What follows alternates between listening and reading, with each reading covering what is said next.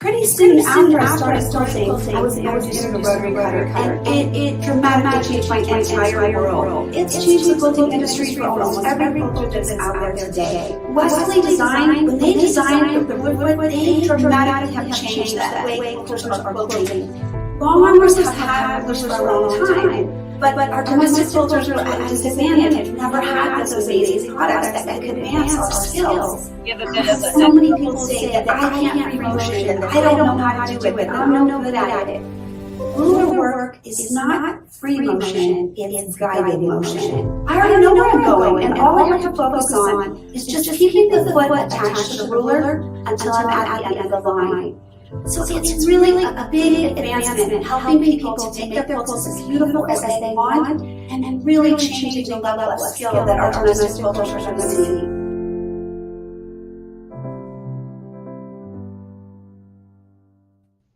Hi, it's Stacy with Sew Steady, and I am so excited to be here today with everyone to do our fall launch. We've got some really exciting new design tools that we're going to be sharing with everyone today. We've been actively working on this launch for the last 4 or 5 months.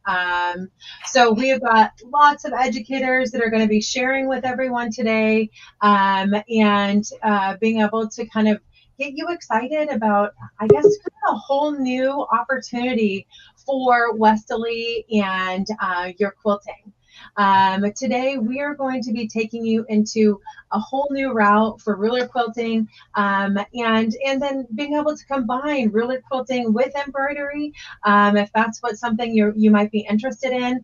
But we're going to show you why those things might be pretty exciting for you and being able to finish your project. So I have got a huge roster for everyone today of amazing quilters that are going to be sharing with you. We've got Melissa coming up first. She's going to be sharing some of her amazing embroidery projects that she's created. Then I'm going to be sharing a really cool ruler quilting project that is done by Kathy CLAWSON using our new edge-to-edge designs. Then I'm going to be sharing with you some amazing education from Donovan, who's going to be sharing her embroidery and edge-to-edge. So she's going to be combining ruler work and embroidery. We're going to have Donnell come in for a little bit and just share with you her excitement. And then she's going to be doing a whole nother live for everyone on Saturday with some of these new tools. So let's just say you've got some amazing lineup. We've got Pam VARNER sharing with you a brand new project she created that is using the ruler work embroidery designs. So you're going to see how much these can work together, and you're just going to have to want them, right? You're going to want to take advantage of our launch specials. So we also have some great launch specials for you today. So I'm going to go ahead and get started. Just so you know, we've got giveaways going on the entire live today, but you don't have to be present to win. We do have amazing giveaways that we're going to be doing for just those that registered. So if you can't join, maybe it's too early, or maybe you've got to work, then don't worry. You still are going to have an opportunity to win our grand prizes today. So one of the grand prizes is our brand new deluxe table, which I'll be sharing with you a little bit later. But that table, what we've done is we've upgraded it, and we're now including some really cool things, including the circles and straights tool with the deluxe table. That's the one with the drawer. It's a large table, 18 by 24. So that's going to be one of the grand prizes. Another grand prize that we're going to have is the new embroidery collection, where you get to pick another collection to have with it. So you get actually 2 embroidery collections together. So it's a huge value and opportunity, and we'll show you why you might want to do that today as well. So let's go ahead and get started. Now that I've shared with you everything we're going to be doing today, let's first take a dive into what these new templates are all about. So these are our new edge-to-edge templates, and I'm not going to share with you what I think they look like, but I'm going to tell you that I feel like these templates, I'm getting such rave reviews from our educators. They're absolutely loving them because they're nice hand-sized templates that give you so many options for creating those connections with your existing rulers.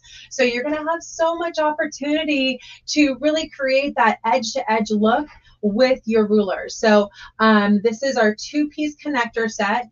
Really what you're getting with that is you're getting 6 different edge-to-edge designs, and you can see those designs. They're the ones that are the green. So what you're doing is you're creating your standard, you know, flower design from a Spinifex or one of our spinning wheels designs, and then you're connecting them with these edge-to-edge connectors. So the designs are shown that they connect with on the actual template themselves, but you're getting so many options.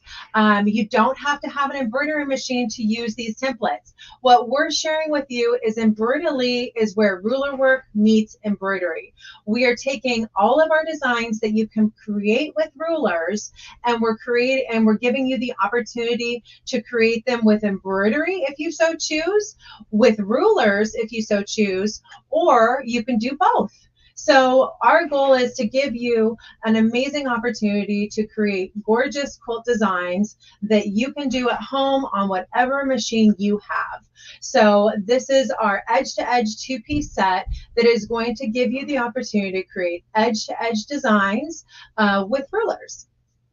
So with today's special offer, we do have a practice panel that we'll be sharing with you here in a little bit on discount, and you'll be able to take advantage of getting that with the purchase of the rulers if you so choose. And so this is actually a little bit more about that 2-piece set. You can see the practice panel that we have right here. On there is you can go ahead and choose your height of your foot, and then if you want to add that class kit, it's regularly $10, but we're have it for $5, which is just 50% off for getting started, and we'll be sharing with you what that practice panel looks like here in a little bit as well.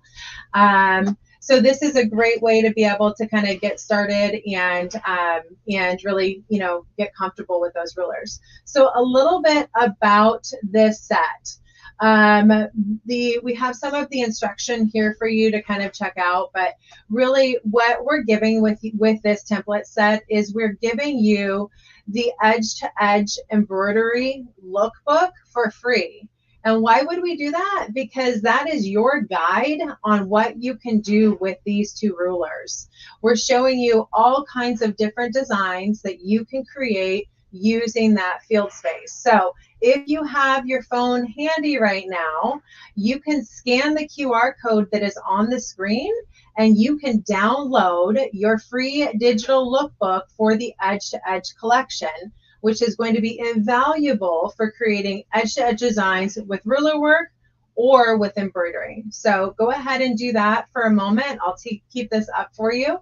But what we're showing you is the opportunity to take these designs and you can create them with your sampler set collection if you have the edge-to-edge connector. You can create them with your Starry Nights templates if you have the edge-to-edge connector set. Or you can create them with your feather sets if you have them with the edge-to-edge connectors. So the edge-to-edge connector is kind of that new set that will allow you to combine designs that you already have in your collection and create gorgeous edge-to-edge designs across your projects. So let's go ahead and take a look at the edge-to-edge lookbook and learn a little bit more about this collection. So we have 200 different designs in this collection. They're available in 4 different hoop sizes, and there's 2 variations for each design. We call one a beginner, and we call one the connector variation. And we'll show you what that looks like as we go through the lookbook together here in a minute. The complements, all of these designs are complementing the embroidery collections that we have released so far. So they complement the sampler embroidery collection, they complement the Starry Nights, and they complement the feather collection. So you've got a good assortment of designs to choose from to create edge-to-edge quilting designs on your projects. And boy, are there so many options for creating gorgeous edge-to-edge designs on your project. So we're going to show you, you're going to see a lot of sample pieces today because we've all been having so much fun with the edge-to-edge designs. And I'll post a link to that as well if you can't scan that code to do the download. Don't worry, I'll give you a download link here in a little bit so you can download the Embroidery collection as we go through it. And so this is just a little sampling of the designs that are going to be included. We're going to dive a little bit deeper into that here in a moment. And then those 4 hoop sizes. So edge-to-edge designs tend to be a little bit bigger. So we do have 4 hoop sizes for the embroidery collection. So that it starts at a 6x10 hoop size. That's really the minimum that we would recommend for an edge-to-edge design. And then it's going all the way up to that largest hoop size. So it's going to meet the needs of the folks that have gone out and got those big brand new machines that Bernina and Janome and Baby Luck and Brother have all released this year. So we've got designs that will actually fit into that 11.5x16 hoop size, which is kind of exciting. So, but don't worry, depending on what you have available, we've got a hoop size for you and your machine. Now we talk about that connector option versus beginner and easy. So we found that it's a lot easier to create an edge-to-edge quilt design if you simply just kind of create a row, grid out your fabric, and then just what we like to call plop and drop, but just kind of nest those designs together, and it's really hard to see where those designs begin and end. So we've gone ahead and created one that we consider a beginner, and then our second design has 1 connector, which means you only have to have it connect to the previous design in 1 location. Sometimes that can be a little bit easier as you're kind of creating your edge-to-edge designs with embroidery. So it's a great way to be able to have a singular connection point, which can be more simple. And we'll dive into that a little bit later. The next thing that we're going to look at is I'm just going to dive into the Embroidery collection lookbook. So this is the edge-to-edge lookbook. And so what you're seeing here is what these designs would look like on repeat depending on the design. And then we show in the right-hand corner of the lookbook what each of those looks like. So there's a lot of options for being able to see what the V connector point would be and so on. Here's just a few of the samples that we're actually going to be sharing with you live today, so you can see them close up and in person. But you can see this is such quick work, guys, if you're using your Embroidery collection designs to finish these projects, these panel projects, purse projects, even this patchwork quilt pillow project, super quick and super easy. And this is going to be something that you're really, really going to appreciate being able to take advantage of. But I will tell you, one of the things that I love is to kind of point out that there's opportunity anytime. Pause this for a second. I didn't realize I had audio going on that one. But this is a great opportunity to be able to, we'll pause that again.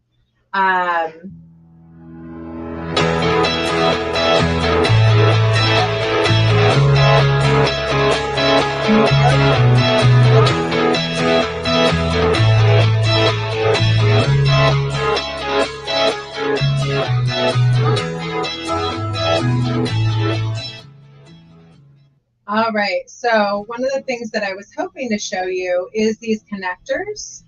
So we have these connectors in shown on each of these designs. And what's great to note about the connectors is that we're telling you within this lookbook how you could create each and every one of these designs with your rulers. So this is not just a lookbook for embroidery.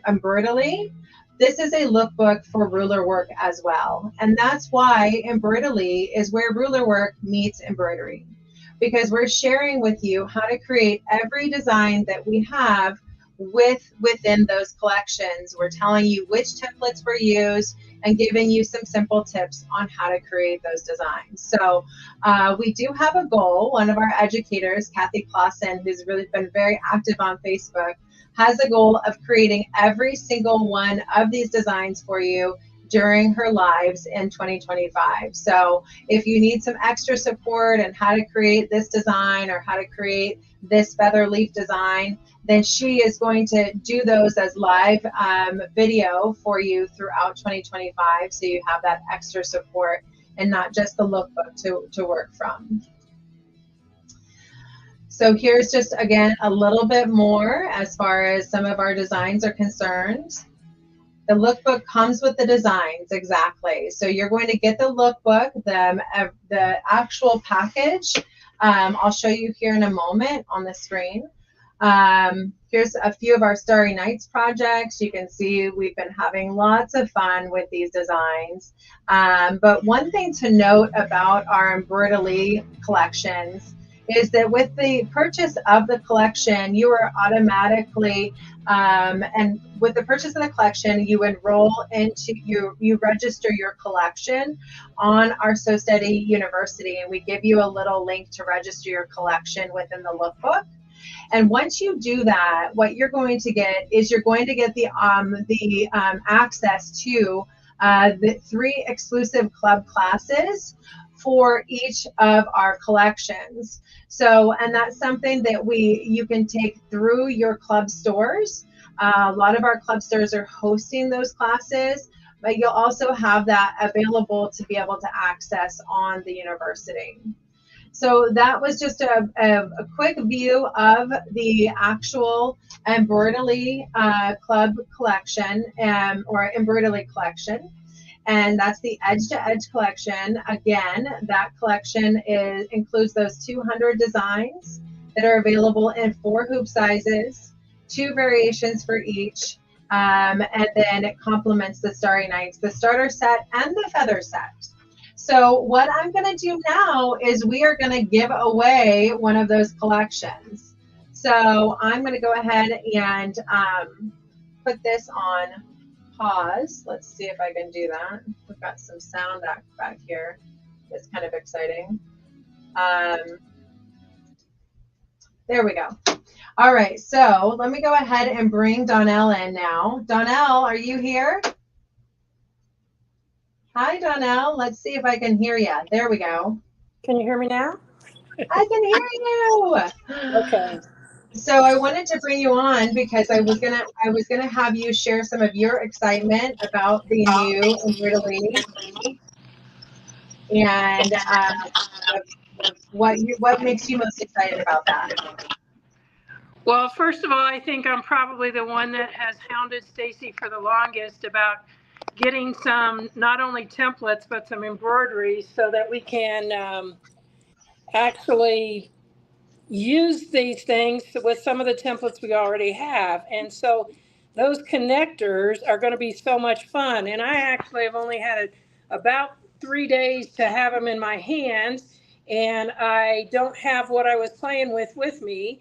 I kind of got a little extended stay here at the last store I was working at. And so for that reason, I just want to make sure that I share my enthusiasm, even though I can't show you a sample of anything, but I can tell you it's going to be a whole lot of fun. And I've been playing with them using the connectors with our templates, such as our like 1-inch and 2-inch hearts and all of the minis. That is so much fun. And I will tell you, if you have not invested in getting some of our minis, and I'm not talking about mini fills, I'm talking about our mini collection of spinifex. And we have, I don't know, Stacy can tell you how many, but a lot, let's just say it that way. And while you're doing that, you're going to want to get those mini crosshair squares also, because that's going to really help you in getting everything lined up. And I know some of the educators today are probably going to show you some of that. And the Donna's tool, and I can't think, what is it called? The marking tool that she has. That's going to be a big help also. We might be giving one of those away today too. Oh, well, you would probably know, Stacy. So that's going to be one of the things that I have used some, but I can tell you now that we have these, I'm going to be using them a whole lot more. And I think some of the things that will get incorporated into some of our classes going forward are how easy it is to actually use those when you use them to their best abilities, because it's just like my centering ruler. There's so many things that you can do with that to make it easy to line things up, just simply because it's 2 inches wide, and sometimes you got a 4-inch border and you want to know where half is, and all you have to do is lay it down. And so we've got so many tools to work with now. It's going to be so much fun to be able to play with all of these Embroidery designs, the connectors to work within them, but also using those connectors. And I see more connectors coming in the future myself. So I'm excited about it. Yeah. It's going to be one of one of the things that I was so excited about, though, is that we were able to get all of the connector points used within our Embroidery edge-to-edge collection into 2 templates, which is so amazing. But you're right, there's so much potential for more. And our goal for every collection that we release from here on out is we're going to have edge-to-edge within the collection. So what you'll get in your collections going forward is edge-to-edge designs, border designs, block designs, and corner motifs all in one collection. And they're all going to represent a certain type of, template set or series that we have. So I might give you guys a teaser on what's coming next, but but yes, I think that we have so much potential for new connector templates going forward as well. But we're really, I think what you mentioned earlier, Stacy, regarding the fact that they need to register. I talked to a lady the other day, and she didn't know that she had all of these designs for Starry Nights, just because she had purchased the Starry Nights set of templates. And so, it's one of those things that we've got so many things that you really may not even know you have. So make sure you're tuning in on all of that stuff, because good grief, you've got a ton of opportunity and a ton of chances. I shouldn't say chances, that doesn't sound right, but opportunities is definitely the best thing to be able to do different things. As Stacy was going through, I was looking at the Starry Nights there, and I'm looking at that going, I've got a quilt that's definitely ready for that design, and that's going to get on there pretty soon. So, and while you're thinking about it, you guys, you got to get those suspension arms, because that's going to be a big ticket for this. Oh, absolutely. And we might be giving one away today. I'm hitting them up. We should have talked sooner, Stacy. I said this is going to be a big day of giveaways. So a couple questions that came in I wanted to answer. Someone asked, do I have to register to win? I'm going to give you a link, because today, if you're live, you're registered to win. All you need to do is comment. Tell us what you think about this so far. If you have a question, ask a question, but you have to comment to win. I'm about to pick the winner of the first collection, and there's 240 people on live right now, but I only have 68 comments. So that means I'm only going to be picking from the people that have commented. So I'm going to give you guys some extra time to tell me if you want to win this. And then I'm going to answer a question, and I'm going to have Melissa come on. And Melissa is going to share with us her first projects that she has created that she's using the edge-to-edge designs for. So Donnell, do you have any last thoughts? Actually, we need to tell them when they're going to see your live. Well, I don't know. It'll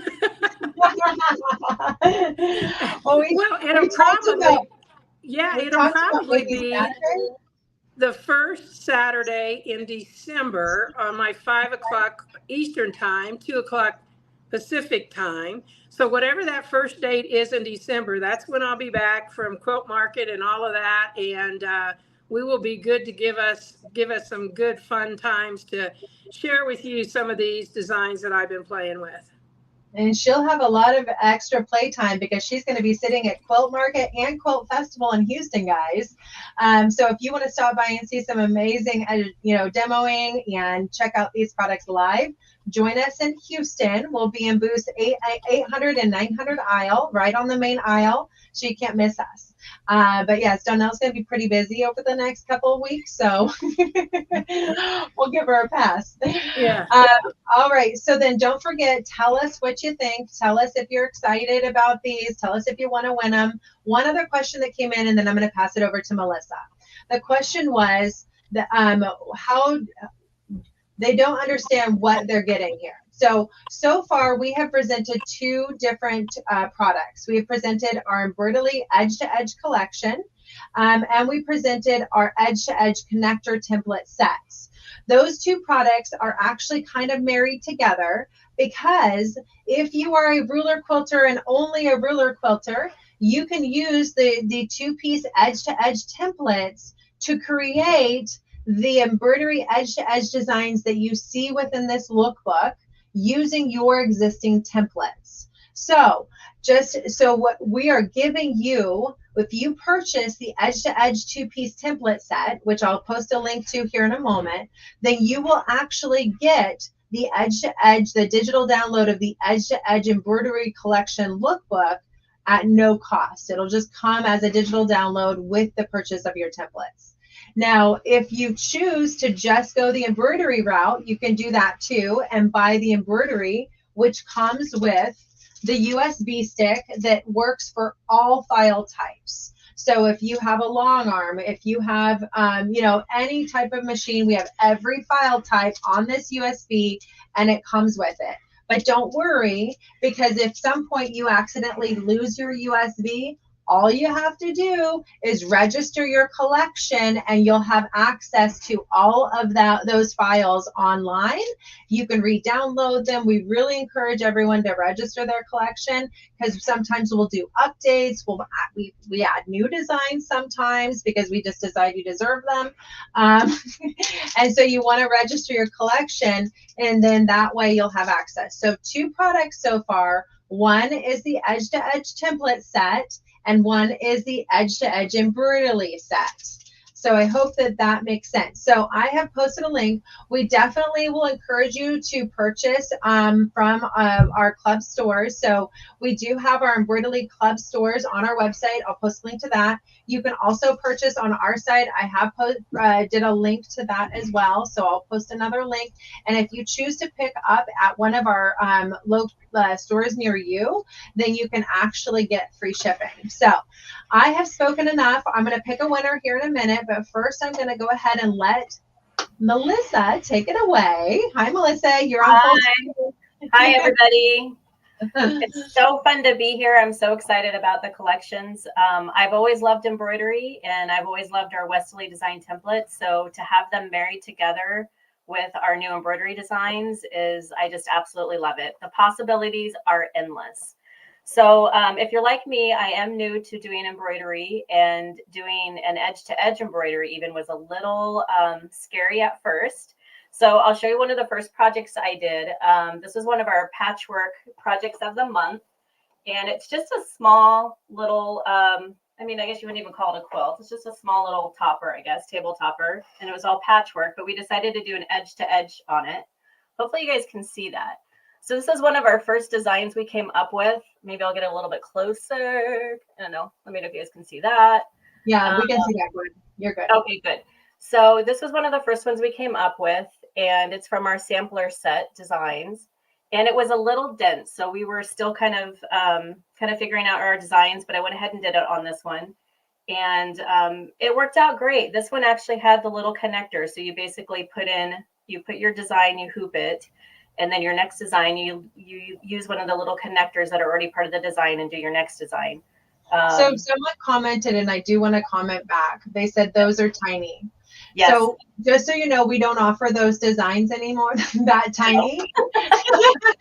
These were really, really tiny, and that was something that we were testing. And it made this quilt so dense. Like I think Stacy said one time, it could probably just stand up straight, and she's right. It had so much thread in it. But the intent as far as just being able to practice the edge to edge and then seeing what a design looked like, I loved it. So that was one thing. That was kind of my first start at it. The second way that these are really fun to be used is just with panels. There's a lot of panels out there now. I don't know if you guys like panels, but they make fun, quick gifts or, you know, seasonal wall hangings, if that's something you want to do. And this is the cover of the lookbook too, by the way, because we loved that design so much. It's a great, I think this is a sampler as well, correct, Stacy? Yeah, that's the part of the sampler. So we have basically three collections highlighted within the Edge to Edge collection. So what we say sampler, what we're saying is every design that is used in this Edge to Edge collection is actually from the sampler set. So right now actually this is a good fun quiz. Which templates do you see in this design? All right, we're going to give everybody a few seconds to answer. Which templates do you think were used to create this edge-to-edge design? And then it translated to our Embroidery edge-to-edge design, which is embroidery. So you could create this with your templates at home using your sewing machine. And your sampler. Absolutely. If you have, and your edge-to-edge connectors, now that we've released them, or if you have an embroidery machine, you could go ahead and just do the plop and drop method. Yeah, and both of them are great. If you think of like a quick gift, you know, a lot of panels, you can throw a border around them. So I just put a white border around it. Yeah. And there you do. It's done. You add your edge-to-edge embroidery designs. And so I'm showing the screen really quick because this is on the cover, and they said I can't see it clear enough to tell you. Oh. So I just put the cover on the screen really quick so they could see it clearly. Everybody has mentioned the Spinifex, but the one template that you haven't mentioned, guys, which is actually used a ton in making the edge-to-edge designs in our lookbook, is, drum roll, see if you can guess, it's the 12-inch arc. Yeah. The 12-inch arc is used a ton in all of those pointed flowers are actually 12-inch arc flowers. So we use the crosshair square to create those designs with the 12-inch arc. So just so you know, the Spinifex 4, yes, very, very popular, but the 12-inch arc as well. Great. So, all right. So show us the next one. That's absolutely gorgeous. I love that project. The next one's, let's see. This is just me kind of playing around to do a quick sample, another panel. And I don't know if you can see this one, but I did the Starry Nights on it. Let's see. You can hold it up a little bit higher. Yeah, you can see the white section really well because you use that green. This was the Starry Nights edge-to-edge collection, which is really fun. And again, I just wanted to play around. How did it look? Test it out. I grabbed a panel and just cut it and put it on the Starry Nights. And yeah, it works out great. That's what I really like about these. And then as well as if you do have the templates, like was brought out earlier, if there's a space that you think, well, gosh, the edge-to-edge embroidery kind of left an open space, well, get out your templates and do some little template ruler work there and fill it in. That's a great way of how they marry each other or work together. So that's another. And I'm showing it on the big screen again really quick just because you know, it was a little bit hard to see. So you can see that's the project that's right here. And it's using the Starry Nights templates with you know, our Starry Nights inspired designs. All right, so just so you know, we now have over 190 entered in to win our first giveaway today. So keep it up, guys. Nice. I love it. Okay, so this is another one. This is going to be with our feathers. So I'm going to stand back just so you can see the overall panel. Oh, yeah, go ahead. That'd be great. Okay, this was an actual just piece. It's a block design, and I've really gotten into taking a simple block design and enlarging it to be like a huge 36 by 36 panel. I love it. These make a great gift too, or a great project to start on. And then I did the feather design. Let's see, how's that? Oh, it's gorgeous. I love that one. You can see the feathers on there. And again, this is a lot from our feather templates. If most of you or some of you might have our feather templates. So that. Yeah, I'm going to show it on the screen really quick and see if they can guess which design was used. Perfect. So I've got 4 designs on the screen, and now that you've seen Melissa's, I'm going to get that close up again. You can pick which design you think was used. So the part number is in the left corner. So it's either F3, F4, F5, or F6. Which design do you think we used to create that one? Yeah, I think everybody's gotten it right. Yeah, we got some good followers there. Great. Well, it's actually F4. So we had several F4 guesses. That's great. Nice. Yeah, it was design F4. So that's using, if you guys want to guess which templates were used there, that is, I believe our Spinifex, well, it's our Spinifex 13 that they used, and they rotated and had it come together. So the Spinifex 13 is represented, as well as the Spinifex feathers designs, which you did in the miniature, the smaller sizes, as well as you could use the Spinifex feather leaf to create that as well. So all kinds of fun. All right, back to Melissa. I was just going to say too, and a lot of fun things that you can do is just thinking outside the box. You know, if you don't want to do the whole thing in an edge-to-edge design, you could do some template ruler work in just one of the squares, and then do some edge-to-edge around it. Or you could do one of our big fill designs from our embroidery collections that make like a statement design. And it's just, I just think the possibilities are endless when everything kind of matches, and you can kind of go back and forth between your templates and your embroidery and the edge to edge and really make a project unique. So that is really fun. And then I think the last project, hopefully, was last month's patchwork project. Let's see. Oh yeah, you just finished that.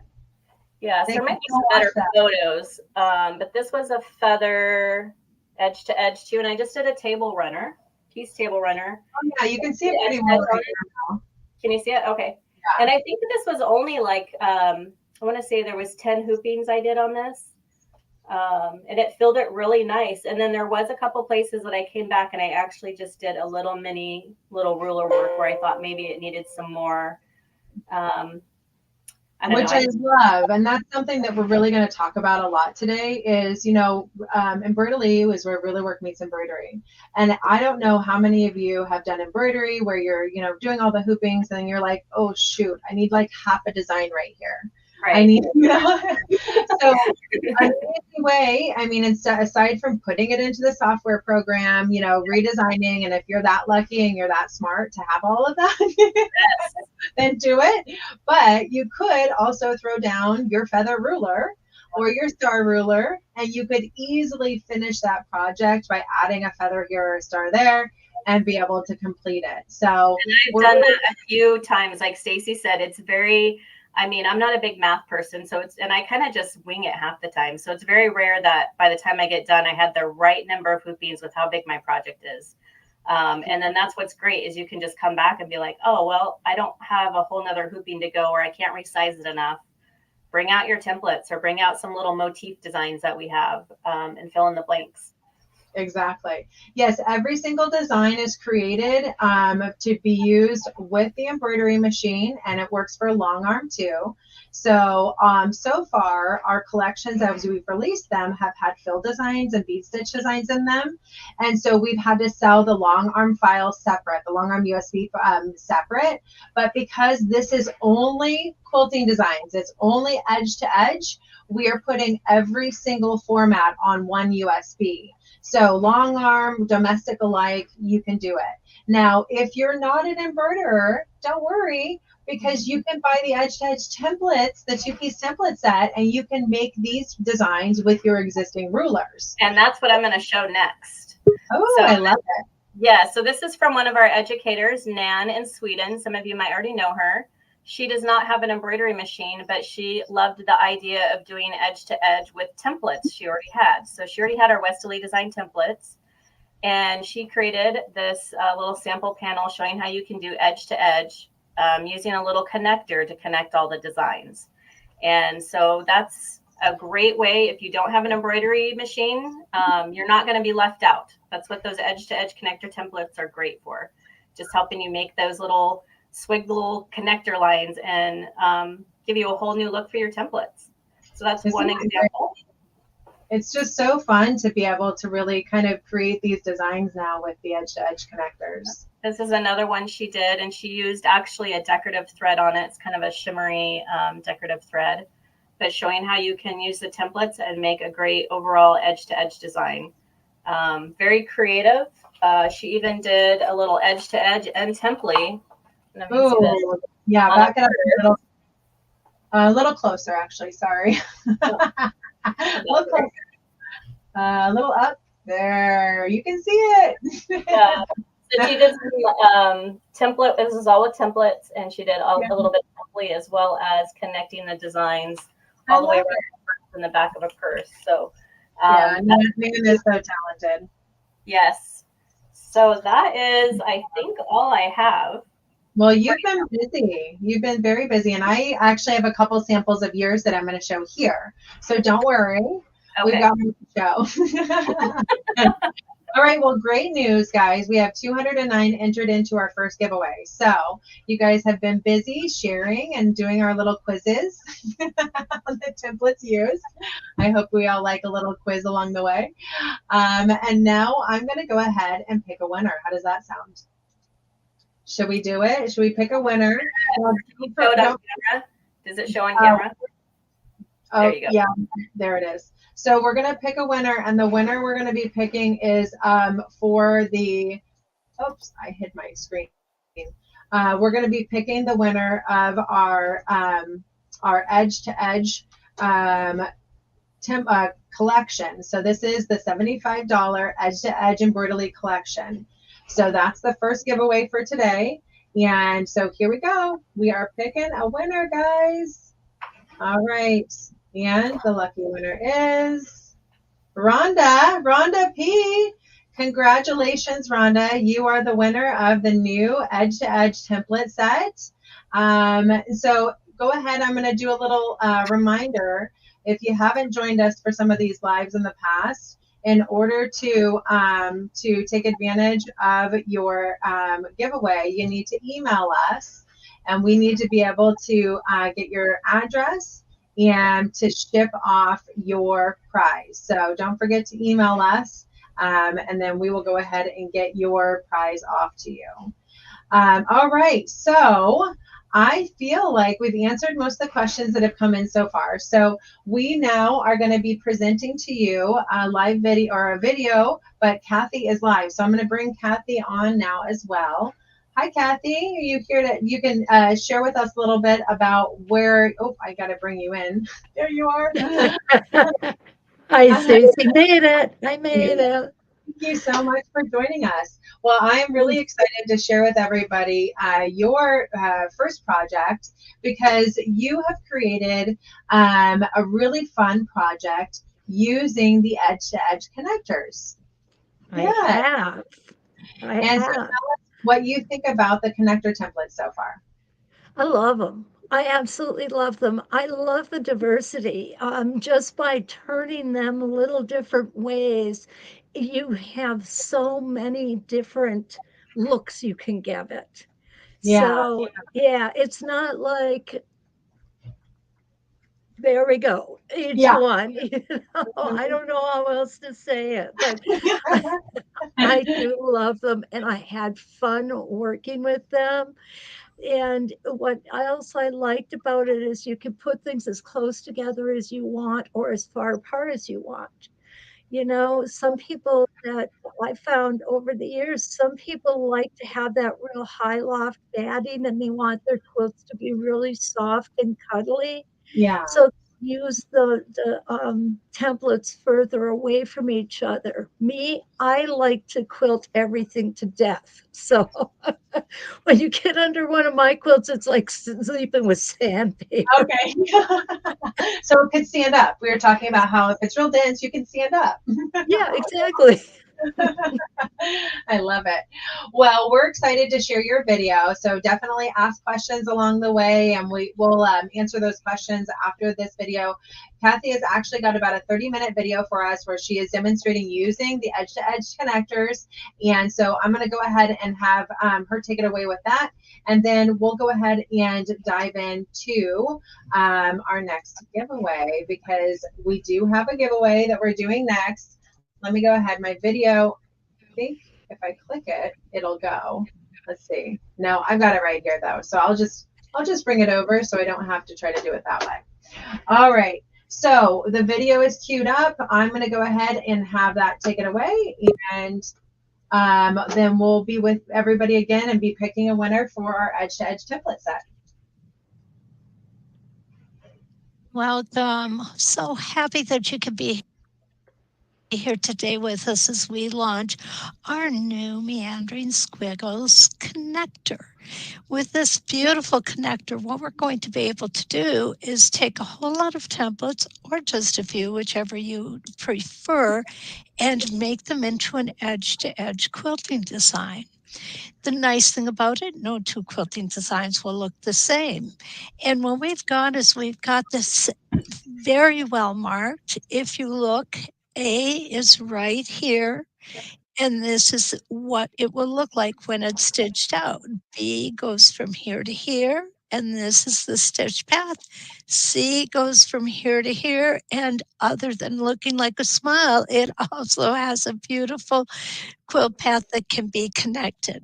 What I'm working on today is actually not a very large project. It's just a little wall hanging for Halloween.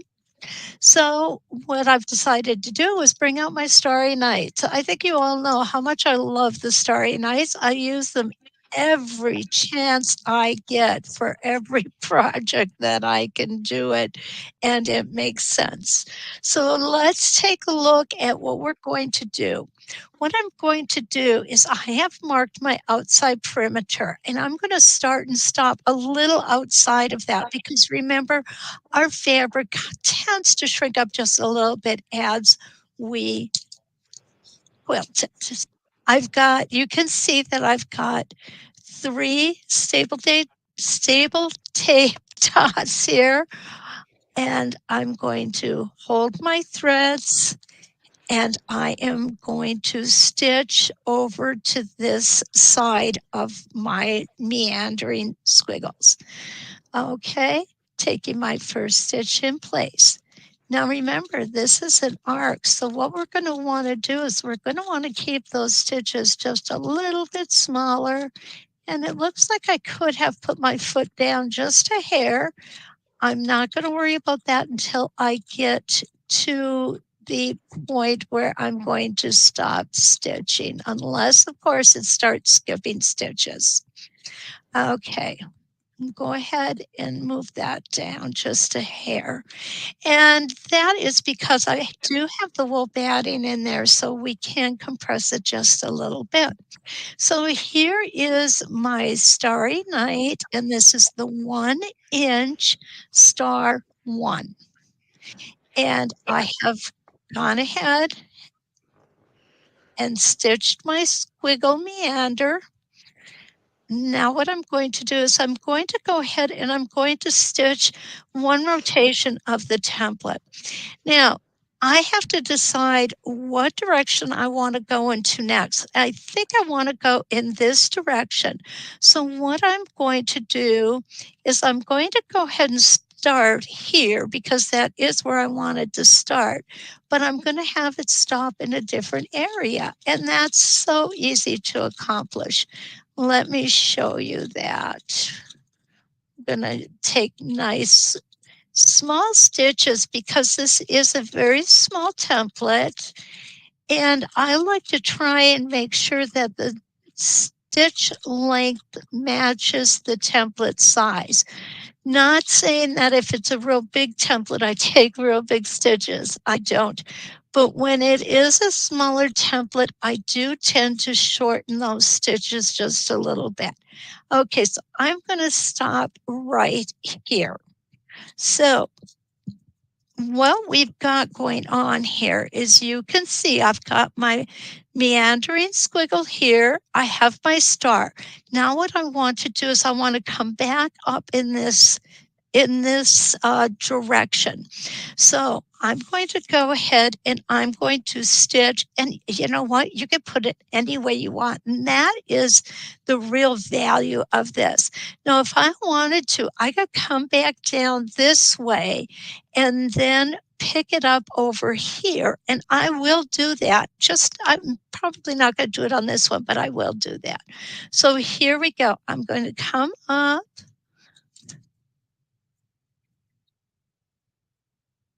And I don't need to go all the way to the end of this template if I don't want to. I'm just going to come up that far and stop. I'm going to go ahead and put another template in there. This time I'm going to put a moon, and I'm going to face the moon inward on an angle. I like angling things. We like things to look random when we are doing the templates, when we're using the meander squiggles, because it's like free motion. And in free motion, remember, we don't have necessarily a path already for us. We determine our own path. So what I've got is I've got this coming up and here, and now I want to come back into this direction. So I'm going to go ahead and use my letter A this time, and I'm going to come towards the center. And I'm going to stop right here. And what you'll see is I came up to the bottom of the moon and came out from the top of the moon. And you can do that. You don't have to, but you can. Now I'm going to show you something else that you can do with your star as soon as I can pull it out here. Okay, here it is. Here's something else, and I like this idea simply because it helps us to move around our area. And it gets us where we want to go. And you see how fast this is going? We can really make these passes quickly. I do like to put a lot of design in mine. So I am putting a lot of stars and moons. Now what I'm going to do is I'm going to look and see where I want to come back to. And I think I want to come back here. Or do I want to come here? I think I'm going to come out this way. Now, if I want, though, I could flip it over and use it in this direction as well. Yeah, let's do that. Okay.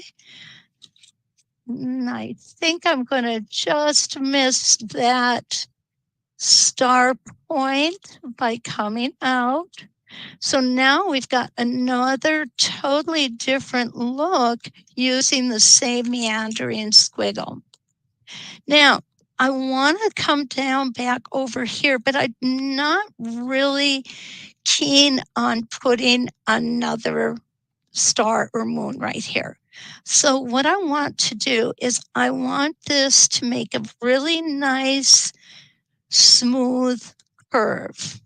So in order to do that, I'm just going to take and set this. I'm going to set it this way on my B, and I'm going to come around, and that is going to give me a really nice curve. And I'm going to stop right there. You'll see what I'm talking about right here. Okay, so I'm going to stop right here. And I did break my thread, so I'm coming back in. And this time I am going to use, here it is. I'm going to use my bigger star. And we're going to use a star tail on this one. Okay, it's not going to be a huge star tail, but it's going to be a star tail all the same. I'm going to go ahead and put it in this direction. Make sure that when you're doing this, you know the rating of your batting. And what batting rating is somewhere on the package, it should tell you how many inches apart should be the maximum number of stitches that you should put, or the number of inches. For example, if a batting says that stitching should occur within 4.5 inches apart, then with 4.5 inches, you're going to have the best outcome after the project is washed. Okay, so now I'm coming back down and over like this.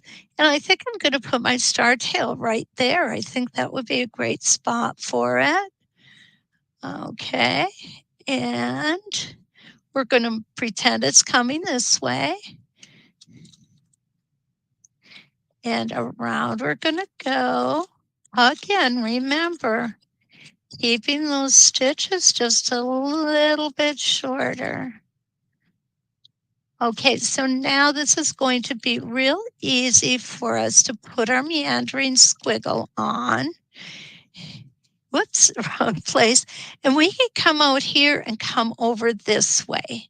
So I'm not going to put it all the way on. I'm just going to go ahead and put it so that I end up right about there.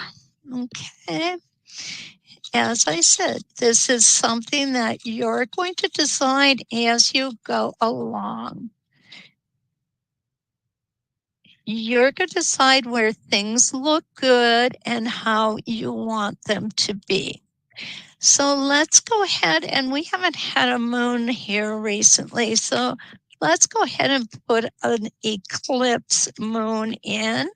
And this one's going to be a little bigger. Doesn't matter what size you use as long as you like it.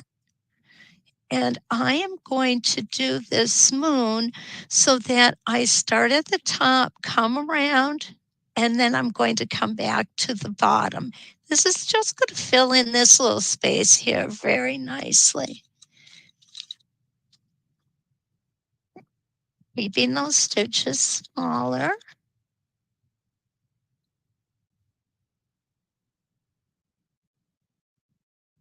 I'm going to stop and take an extra stitch here because we're going to be changing directions. Okay, so now I have to decide, do I want to come out here where I came into that moon, or do I want to come out towards the bottom and head off in the other direction? I think I prefer to come out at the bottom and head in the other direction. This can be done with any group of templates, and it will look beautiful. So let's go ahead and we're going to come this way, and then we're going to extend this to come around. Okay.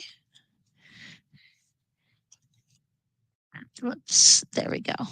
What I plan to do is I plan to bring this outside of my stitch line here, outside of my, or I should say my trim line. And we're going to come right down here.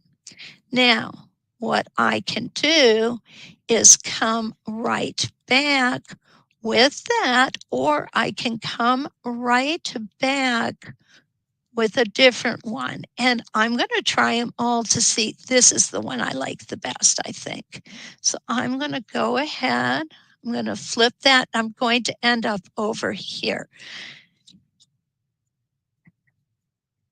Now, one thing that I want you to see is how beautiful these templates, the sides of them work together to keep that meander nice and even and smooth. And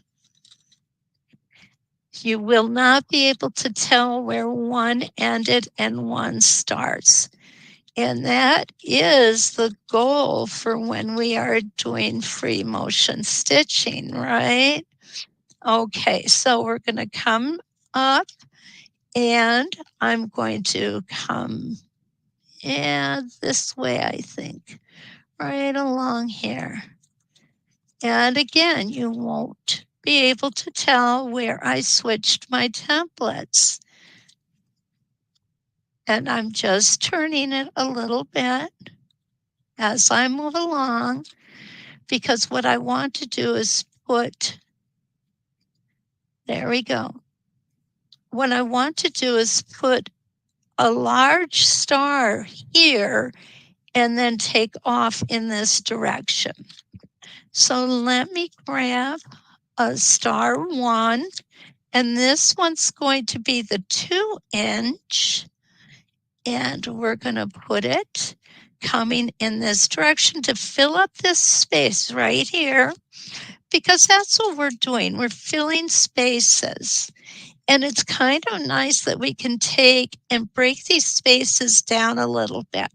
What I did to make it pass kind of evenly is I went ahead, my height is 18 inches. So at every 4.5 inch, I put a horizontal line.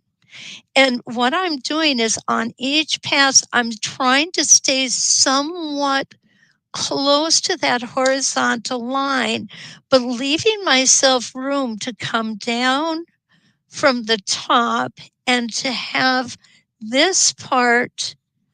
Let me see if I can make sure to get in here.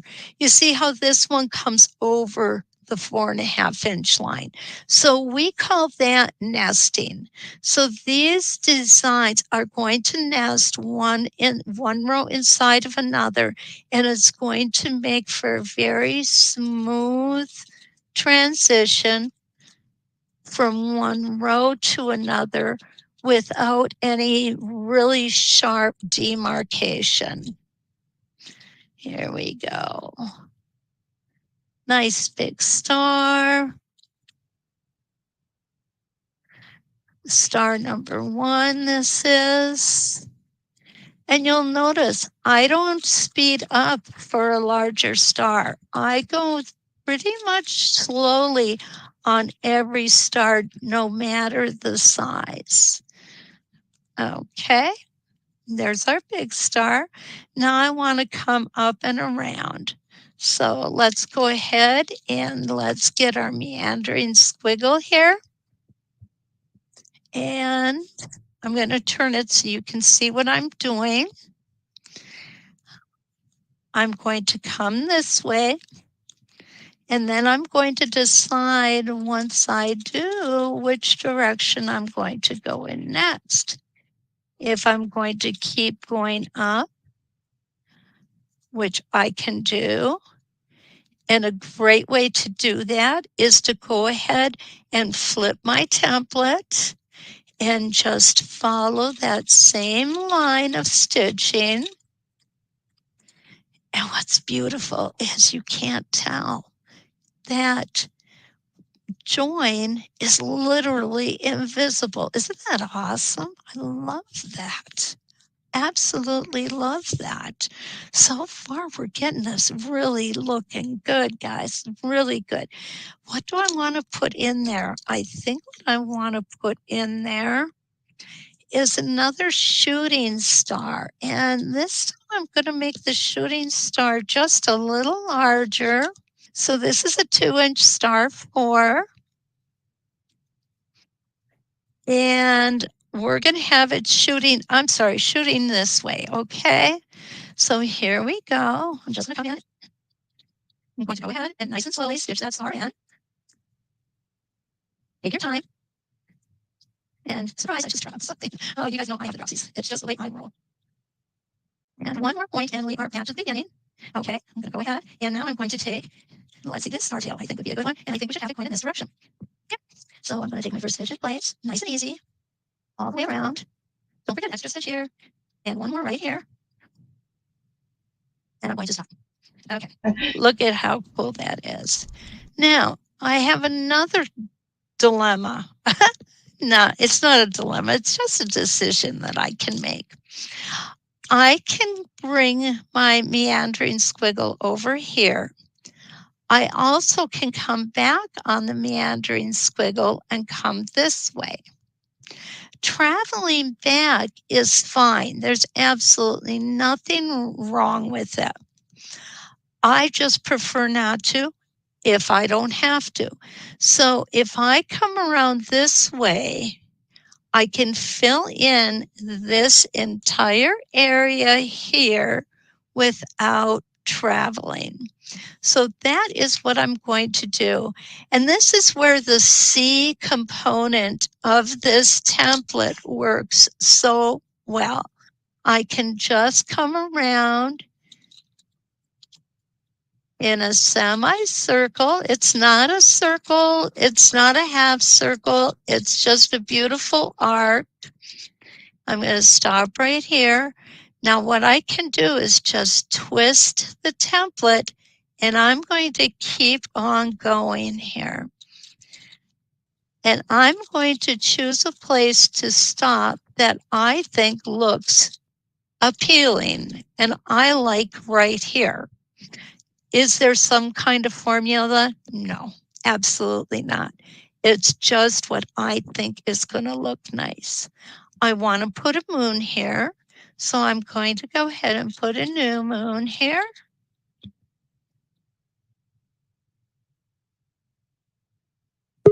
There we go. Oops, I'm going to stop with my needle down. Remember, I don't have a fancy machine. Okay, now this is a place that's really kind of cool because now we can totally change the direction of our path if we choose to. And I choose to. I want to come over this way, and then I want to come down a little bit before I put another motif in here. So here we go. Coming this way. Now what I want to do is I want to shift my trajectory. And when I flip this around, what you're seeing is there is no visible shift here. It is simply going to continue stitching in a very smooth curve.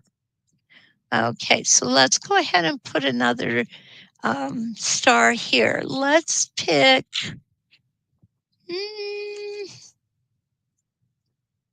how about the star 2? Okay, I just love these stars. And on this one, I do believe I'm going to come out from the side instead of the top. Here we go.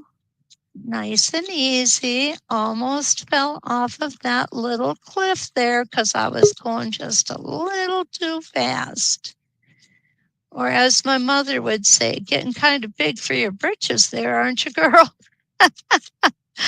Oh, goodness sake. I guess that shows my age, but that's okay. She kept me in line. Okay, so we're getting close here. Remember to keep that template really nice and steady because now we're going to be traveling. And I'm going to travel back to this point here. There we go. As long as you don't move the template, you'll be fine. Now we can stop here in the middle also. I just kind of like the idea of it coming off that point. Okay, so there we go. I'm getting my meander squiggle back, and I want to put something right in this area. So let me just see which one oh, this is it. Yeah, definitely this is it. Okay, it's not just the one that I think will fit the best, it's also the one that I think will have the most eye appeal. And I'm going to stop here. And the reason why is I don't want to put another moon or star directly under this one. So what I'm going to do right after I clean off a whole bunch of these, I'm going to come around here. I'm going to use my C side, and I am going to continue stitching. And again, what that does is it gives us that beautiful ongoing angle without any sharp elements to show us that we switched our sides. Now, I said I wanted to put something in here, right? What I'm going to do is I'm going to come in here and I am going to find, okay, I think I'm going to find, I have really made a mess of my templates here. Okay, there's one. I'm going to use this. And what I'm going to do is I'm going to have just a partial star coming in here, filling up that little area. So I right now am outside of the seam line, or where the seam line is likely to be. And here's a point coming in from that area. I'm not going to make the whole rotation. I don't need to. But what I am doing is I'm ensuring that I am making it far enough out into the margin so that when I trim my my wall hanging, I won't have an empty piece of fabric. So that is one line of stitching. Oh goodness, need to cut that off. There we go. There is one line of stitching done with our meandering squiggle and our starry night templates. I hope this is helpful to you. You know what? While we're here, let's do another one right here. I want to do another star, and we're going to make it this one right here. So when I'm going to come, no, I don't have anything connecting here. I don't need anything connecting there though. I really don't. But I want to use up that little bit of empty space. You don't have to if you don't want to. It's just a choice that I am making. And I'm going to show you exactly how I do that, okay? Here we go. Take my first stitch in place. Take my time. Now, one thing I want you to know is I made sure that all 4 of my staple tape was on fabric. I didn't put any out here beyond the perimeter of my fabric. And why I didn't is because I wanted to hold everything in place nice and securely while I stitched it. And that's all I need to stitch. I do not need to stitch the entire rotation. Again, this is going to be buried in the outside seam allowance. So there we go. Well, goodness, come on over here, you. Okay, there we go. Nice and filled in. and it looks like and you did a great job with your edge to edge design. So when somebody says, oh my gosh, how did you do that? Well, you did it using a meandering squiggle. And that is the newest template. There it is. I knew I had it here somewhere. The newest template from So Steady. Do I think it's necessary to have this in your arsenal of templates? Yep, I do.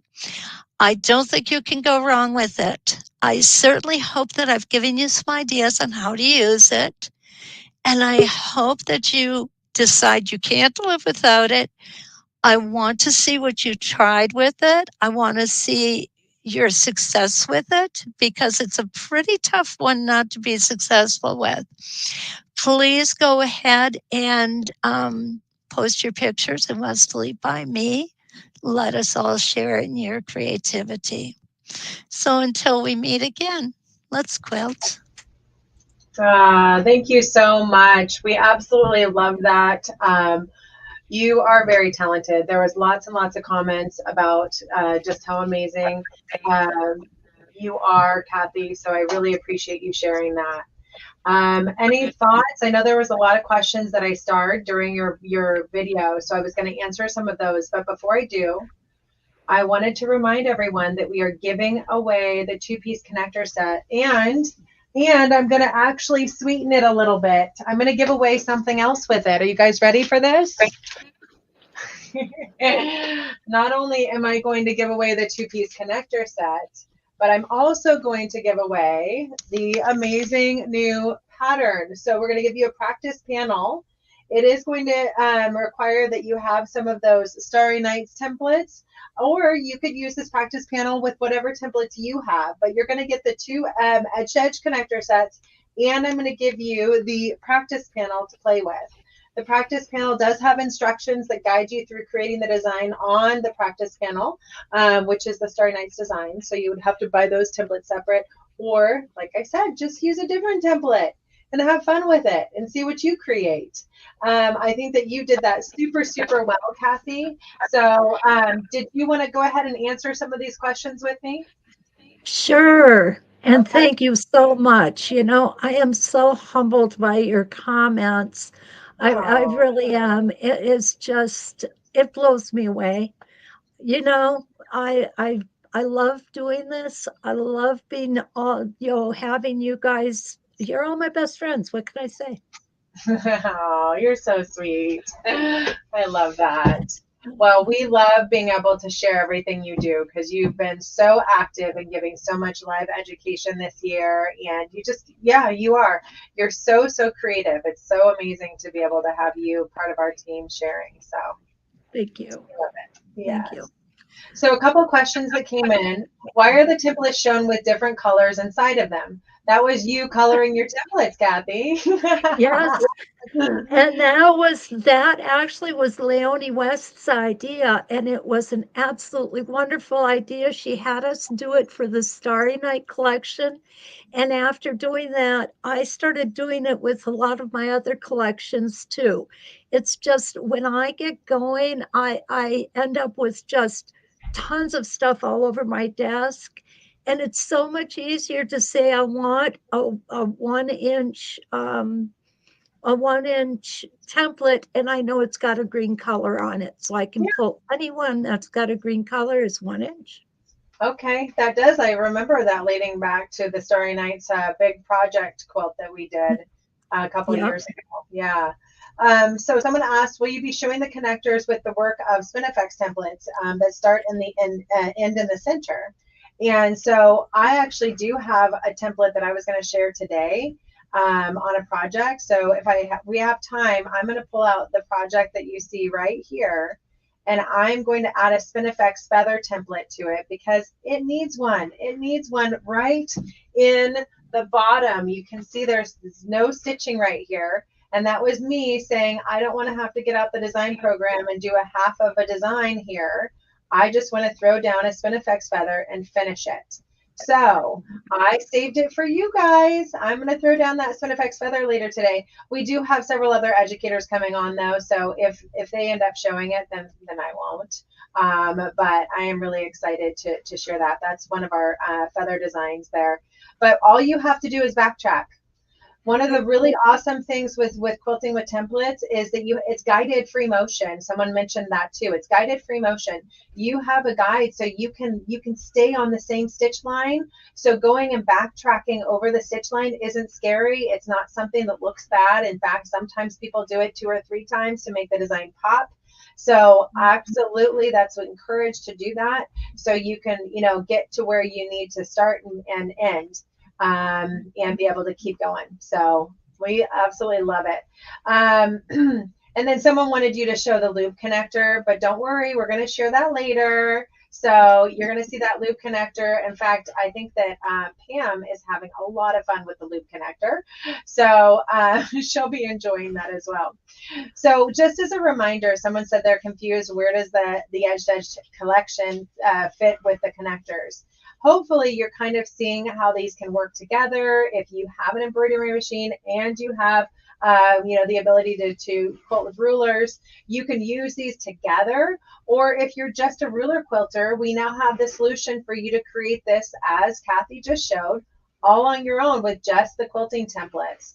And you can use the Embroidery Edge to Edge lookbook as a guide to be able to give you ideas and tell you how you can use these connectors and these templates to make these gorgeous designs. So hopefully that's been clear enough. All right, so I just reminded everyone they have to comment, enter to win. Right now we've got 111 entered into winning the 2-piece connector template set. So that's a good number. I'm happy with that. So 111 are going to go ahead and be entered into winning the 2-piece connector set. So let's go ahead and head over to my screen now, and I will go ahead and get our giveaway person up on the screen. Now, not only are you going to win the 2-piece connector set, but just as a reminder, we're going to be giving you the pattern and the panel to create a edge-to-edge design on. So you're going to get the panel, which is right today, an extra $5. So if you purchase the edge-to-edge 2-piece set, you can opt to add the class kit for $5, and you'll get the written instruction on how to use the templates as well as the connector templates to create that design for just $5 more. So if you don't win it, you can buy it. That's exciting. All right, so let's go ahead and bring this back over, and we're going to pick a winner here. We got 126 entered into our giveaway now. Ooh, it's growing. We've got people making comments. I love it. All right, so let's go ahead and see who our lucky winner is going to be. And this is for the Edge to Edge template set and the Edge to Edge panel and pattern class kit. All right, Moonglow Crafting is our winner. Moonglow Crafting, go ahead and make sure you email us your information so we can mail you out your prize. We'll definitely need to know your machine, make, and model, because all of our templates come in 3 sizes: low shank, high shank, and long arm. And you have won the 2-piece connector template set. So we'll be sending that off to you. Okay, so I got to show a little eye candy. We are now going to bring Deb Donovan on. Deb Donovan has been one of our educators for ruler work for Embroidery. So she has been very active this last year. And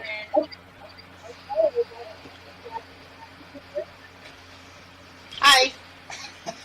With everyone for the Embroidery collection. So in fact, she's got more great education for us today. So I'm going to let you take it away, Deb, and we're going to have you share a little bit of your excitement with these designs.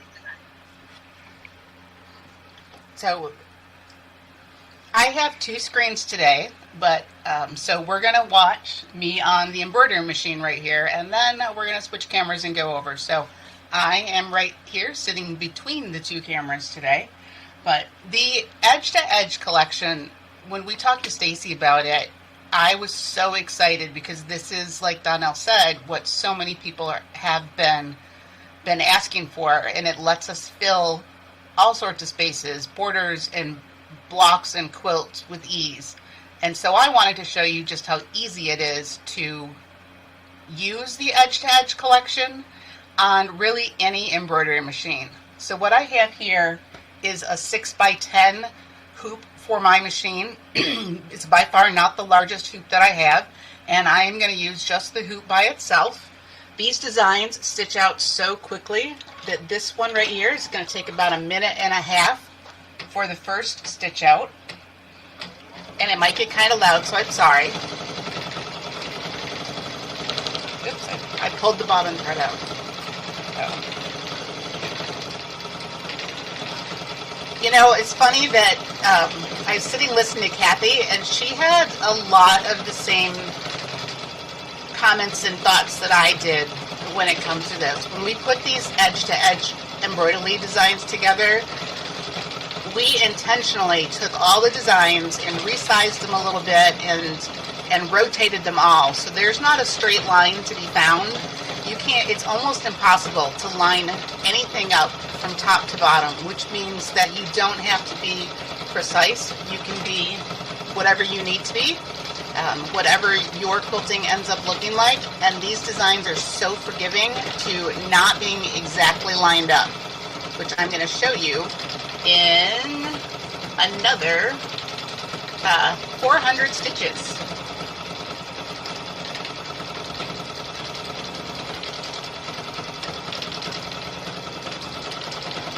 One of the thoughts that I'd love for you to share today is, as you're doing a Edge quilting in the hoop, what are the tips to give people to minimize thread break, to minimize the need for doing, you know, all of the thread area and everything else?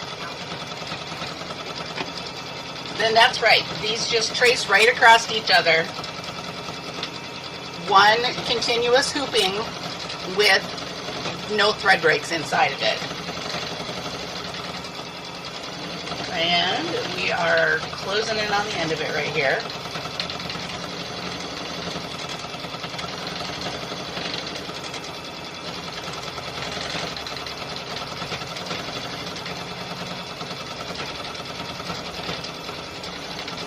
Last one, last little flower.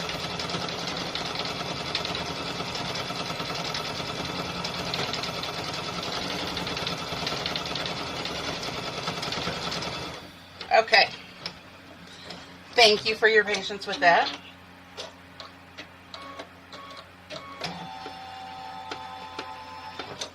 So let me show you what it looks like after we've stitched it out.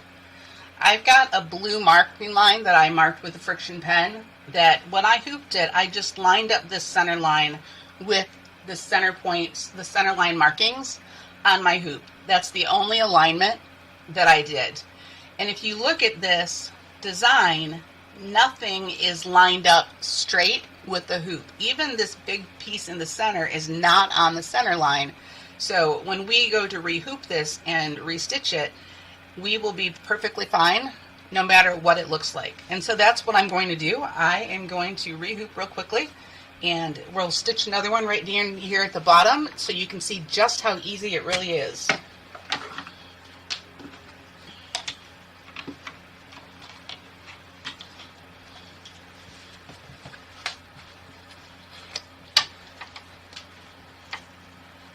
Now I don't you guys that I did cheat a little bit today, and I put some double stick tape on the back of my hoop because I am trying to hoop in an area that is very small.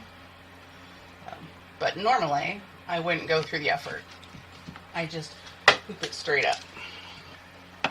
I can't even get my full hoop on the edge of the table right here.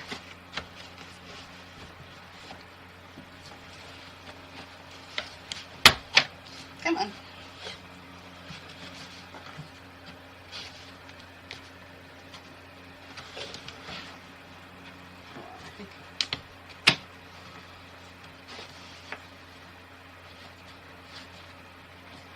What on earth is going on in the back of this? All right. Well, while Deb finishes her hooping, I will mention one of the options for being able to do quilting in the hoop is to go ahead and turn off your trim when you're doing the embroidery. So, and that will allow you to pull your thread, robin thread up and be able to bury those threads later. So that's an important tip when you're doing any kind of embroidery and you're wanting to do quilting in the hoop. I'm going to go ahead and let Deb take it back over. And Stacy's exactly right.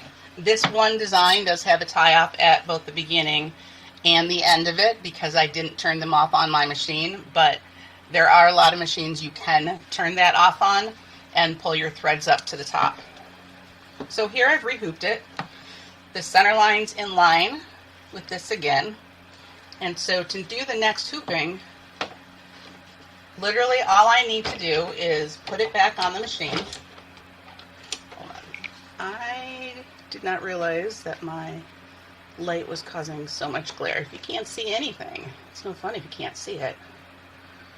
Where's my light? Off. Maybe you can see a little bit better now. So for the second hooping, the design is already exactly in the middle on my embroidery design, on my screen. I haven't really moved it at all.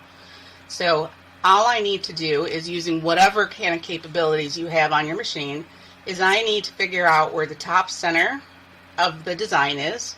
And for me, I've got two buttons that I can press, and the needle is sitting right here at the top center of my design. I am going to cheat a little bit and turn on that red laser light just so it's easier for you to see where I'm at. And I can tell you that I need to move down about a half of an inch because right now I'm overlapping the previous design.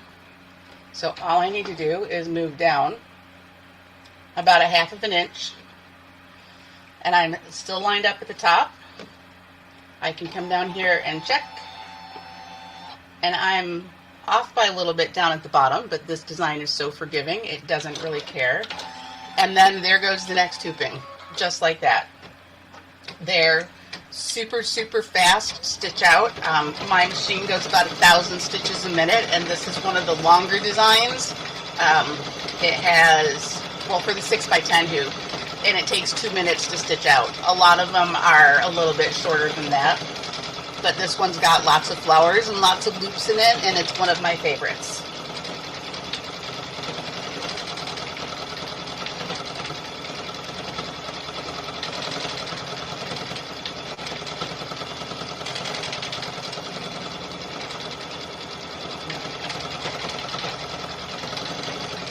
So that we don't have to do the whole thing again, I'm just going to stop it right there. And if I pull that hoop back off, you can see I've got the end of the first repeat right here, and this is the beginning of the second repeat. The alignment is so easy to do because there's empty space in here. So even if I overlap these, it would be fine. If this design ended up tilted, it would be fine. It's such a forgiving way to stitch things out, and so fast. On the back, when it's all done, and of course I left the white bobbin thread in there, you can't even tell. It's hard to see on a finished quilt where one design ends and the next one begins. So this is a really fast way to go in and get a lot of those quilts quilted quickly on your embroidery machine without having to spend a ton of time measuring and marking and hooping. All you need is a straight line down the middle and the guidelines that are on the guide markings that are on your embroidery hoop. So just about anybody's machine can do this. The smallest design that we do have is for the 6x10 hoops, because we kind of thought that anybody who with a smaller hoop probably didn't want to do quite so many hoopings to get something finished. But there's how many designs are there, Stacy? 25, I think. There's 23 unique designs, which equate out to 2 variations, so 46 in that, and then over 200 different designs once you add in all of the sizes. So it's a good mix.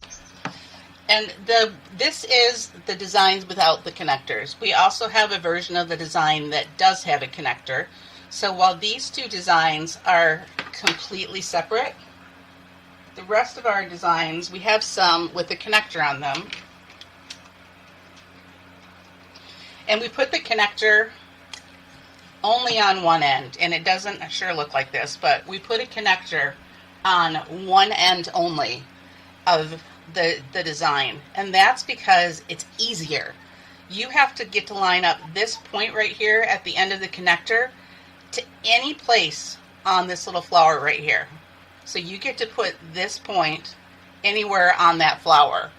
Most of the other designs in the market also have a tail coming off of the flower, so you have to match up this point and this point, where that's just a lot harder. It's a lot easier to take this line up and meet it.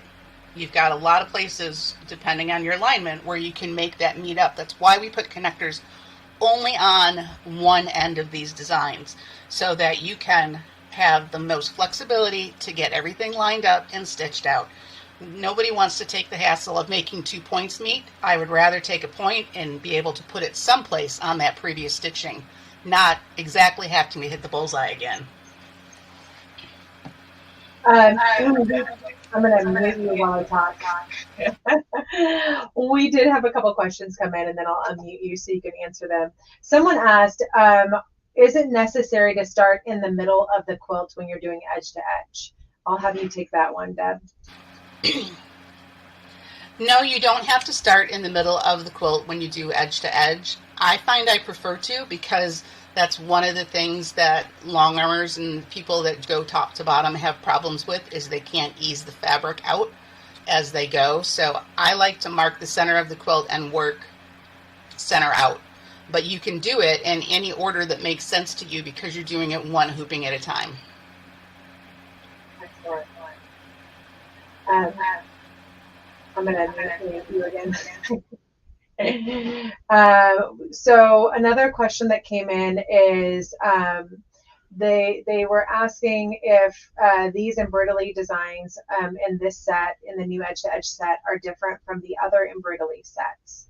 And so I'll let you talk about that, Deb. They are related to the previous designs. So these designs right here are available in bits and pieces in sampler set 1. This is an individual design, but in a larger size. That's an individual design in a larger size. This one we pulled out of, it's a sub part of another design. That's why they're all related together, because it is exactly the same shape, but in a different size. And then we've got them all connected together with the connectors. So I actually have a quilt that I did with Starry Nights that you'll maybe see in a minute, where you can't tell the difference between what was Starry Nights and what was edge to edge, because the designs are all related to each other. They're the same designs, just larger or smaller. I love it. Okay, so what I want to do now, Deb, if you can, is I'd love for you to share with them the education that they're going to be getting when they purchase this edge to edge Embroidery collection. Okay. You can switch me over to the iPad. Okay, so I'm just going to give you a heads up. Your iPad is black right now, so you might have to come in and out because it's not visible. Oh, I can see it.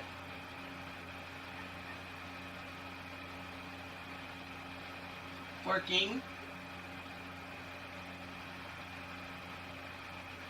I think maybe something came through on the iPad which kind of disconnected it from that screen. So usually I have to exit the screen and then come back in to be able to make it visible. All right, while Deb does that, I'm going to go ahead and share with you all a little bit about what we're going to be giving away next. So I want to go ahead and help you appreciate this really cool opportunity that we have for you to organize your hoops. So if you're an embroiderer, you know that sometimes you have a few hoops in your sewing room, and it's not always easy to keep those hoops in a you know, kind of quick, easy space to access. So we're going to go ahead and show you how easy our new hoop and ruler organizer can be to be able to store your goodies. So let me go ahead and share with you on the screen right now. And it looks like Deb has come back in. Nope, she's not back yet. I'm going to share with you on the screen right now the amazing hoop and ruler organizer. And oh, it's not sharing you, it's sharing this. That's not where I wanted to be. Here it is. So this actually connects to, you can connect it to the side of a cabinet. You can connect it over to your wall, and I'm going to show you a version of that right over here, connected to the wall. And you can connect it really in any space. I know that my mom has hers connected on the wall. She uses the screws that it comes with to connect it. And it works out really easy that way, because you can go ahead and, you know, kind of keep it stored in a place that's maybe off of the sewing area. But it's great for being able to kind of keep everything organized. You can put up to really 8 different hoops right there. And we've added slots in it now, so you can put your grids up there too. So everything is organized together in the same place. So it comes in this cute little box there, and you can see it's made out of acrylic. So it's nice and clear, so it's not gonna, you know, kind of stick out.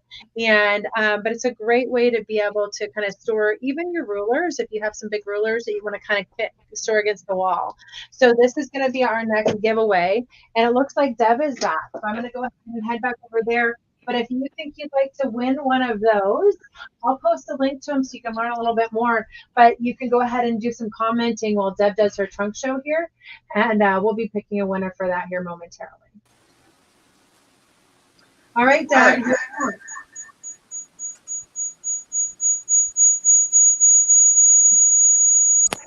All right, while Deb is adjusting her camera, I'm going to go ahead and recommend that we remove the other camera, because you've got some squealing going on in the background, Deb.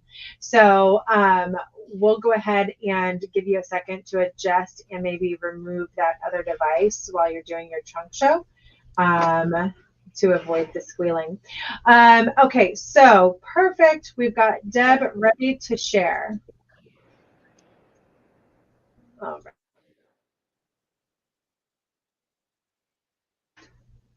Deb, you're going to have to unmute yourself, though.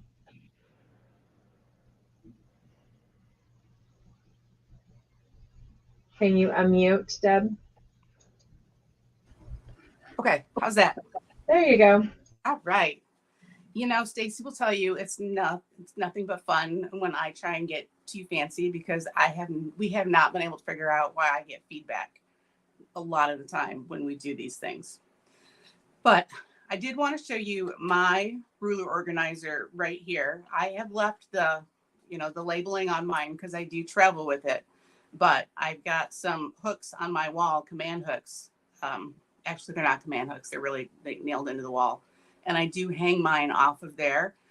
What surprised me about this when I got it is that I thought it was going to be a rigid plastic like the templates are, but it moves a little bit. So I'm not worried that it's going to break under the stress of traveling with it or just hanging my hoops on the wall. So very, very handy thing to have.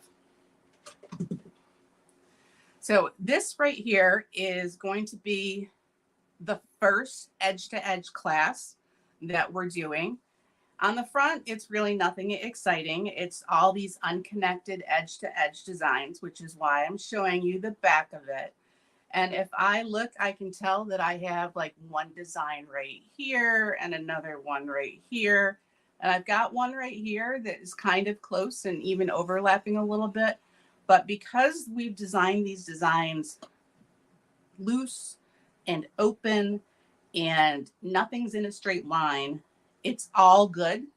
You can be off by up to 1/2 of an inch, and I doubt anybody but you will ever be able to see what the issue is right there. So this is the first class, and it's all about just positioning, drawing that straight line, and then moving from the top to the bottom. Not everything is exactly the same size. All your quilts aren't exactly the same size. So as part of the class, I am showing you how to deal with that last hooping on the end, because you might have to resize there. And the last hooping in the corner, you may have to resize too. So it's more than just putting down an embroidery design and rehooping. We're actually getting through what you need to be able to actually use those templates on a real quilt that you've made, not on just a simple piece of fabric with borders on it. So in that same vein, these are also the same style as the first class. So this is a panel that I had that I've gone and quilted feathers in a contrasting thread. I cut it down so it was the right size to travel with. And I will admit, I think I shrunk the design down a lot just so that I could have it fit in my little, 20 by 20 sample so that I could take it on the road. But I really like the way that the feathers complement the more traditional design that's in this panel. Yeah, that's really pretty. I still have 3 more panels of it, so you might see it again, Stacy. This one's from Starry Nights. This is the one that I talked about just a minute ago. So I've got background quilting here from Starry Nights. I've got quilting here from Starry Nights. I've got the fonts from Starry Nights. But all this out here in the borders is the edge to edge collection. So I just put edge to edges right here, kind of made a little triangle out of them because I had a triangle to fill. So 2 on the bottom and 1 on the top, and positioned another one right here to fill in that space, and then brought it all together with this connector right here. So I have both sets of templates. The Starry Nights and the edge to edge are both being used side by side in here. And it's impossible to tell that they didn't all come on the same USB stick, because they are all designed from the same basic parts and pieces. Even though the sizes are different, the styles are all the same.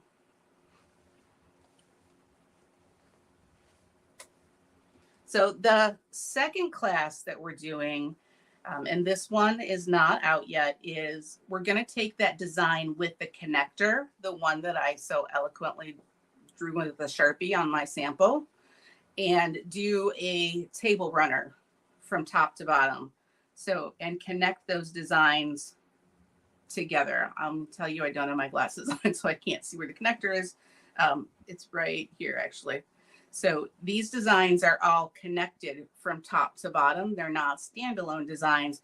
And we've taken the connector point and made it come back and touch off to the previous design. So there's a little bit more positioning involved in this. If you want something that's truly that edge to edge look, you do have the stops in there, and you have most machines. There's a couple ones out there on the market that will allow you to bring those 2 designs together without stopping. So you do have an individual tie off for every one. But if you follow the thread path at the end, from the beginning to the end, you'll have one continuous path of thread from one side of the quilt to the other side of the quilt, with the one connector technique that we've got right here. And I can see it a little bit here on the back too, where this right here, this is that design coming in and stopping, and here's the star point that it was touching off against, or the star point touches off against the connector. So this is the second class, little table runner with 3 hoopings across. So you've got lots of time to practice. But really, I want you to take these classes and take them out in the real world. This is just a simple little panel. It's just enough to not be a plain piece of fabric. So you don't have to do it on this sample. You can take any UFO that you have at home and do this class on your UFOs instead of creating more UFOs. The third one is, it's an all over. I don't think that we really came into a name, at least that I heard of, that we really love. But this is one of those edge to edge designs with the connector on it, but they've been randomly placed on here. So just like Kathy was twisting and turning her templates and twisting her and turning her stars and moons to make things look random on there, that's exactly what was done here. The start point was attached somewhere randomly to this, and it came off in a different direction entirely. So this gives you a really, really random edge to edge, not edge to edge. It's a random fill is what it really is on the back and on the front. But again, this front looks as uninspiring as the rest of them. So that's why we've got, you know, these two are the same design right next to each other, but in completely different directions. And here's another one down here that's in another direction whatsoever, because everything is randomly twisted and rotated to fill the space that was available. And then just like, you know, Melissa and Stacy said, there were a couple spots on here where I did end up with a larger kind of empty space that I wanted to fill. So I did pop back in with a template, or with just using one single block from the embroidery design to fill in some of those gaps that showed up as I was randomly placing everything together. So that's one set of edge to edge designs. And we're going to show you through the education 3 different ways that you can use them on all of your own quilts at home. I love it. So a couple questions that came in, Deb. Mm-hmm. Someone said, if one signs up for the class, are they available anytime? They are pre-recorded. So your dealer has access to them to show them whenever they can schedule them. And I believe, Stacy, that they're going to be on Sew Steady University as well, correct? Correct. So what'll happen is your club stores, if you have a club store near you, they are teaching these classes in their store. So you could do the potential of a hands-on class with your club store. But we are giving all customers that register and their collection, which you know, there's an option to register as soon as you purchase it and receive it in the mail, the opportunity to be able to access these classes from the university, which is available at any time. So they will not be launched. So each new collection, we host the classes the following 3 months. So this collection, the first class is actually next week. Once it's launched live through the club stores, then you can access it on the university shortly thereafter. So you'll have the opportunity to access that club education on the university shortly after it's launched live in the club stores, which is this next Thursday, for the first class, which is the beginner class. And then the second class, which is the connector class, that will be in November. And the third class, which is the class where she's showing you how to bring it, the edge to edge out from the center and kind of, you know, as you described, that class will be in December. Mm-hmm. Correct. So someone asked if all the classes would be done before Christmas. And the answer is kind of. I think our 4th Thursday is Christmas this year. So if you're tempted to watch this class on Christmas, that is an option, but it will be shortly after for the 3rd class. Yeah. On the university. So, and then, right. you know, I did one other thing. So I am newer to ruler work than the rest of the educators are. Now, don't get me wrong, I've been using rulers and teaching rulers in my store for quite a long time, but I was always teaching basics.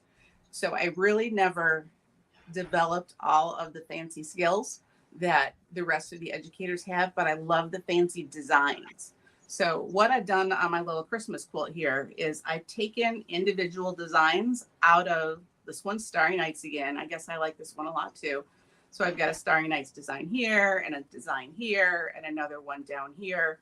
So instead of using the templates to make the stars, I used my embroidery machine to make the stars.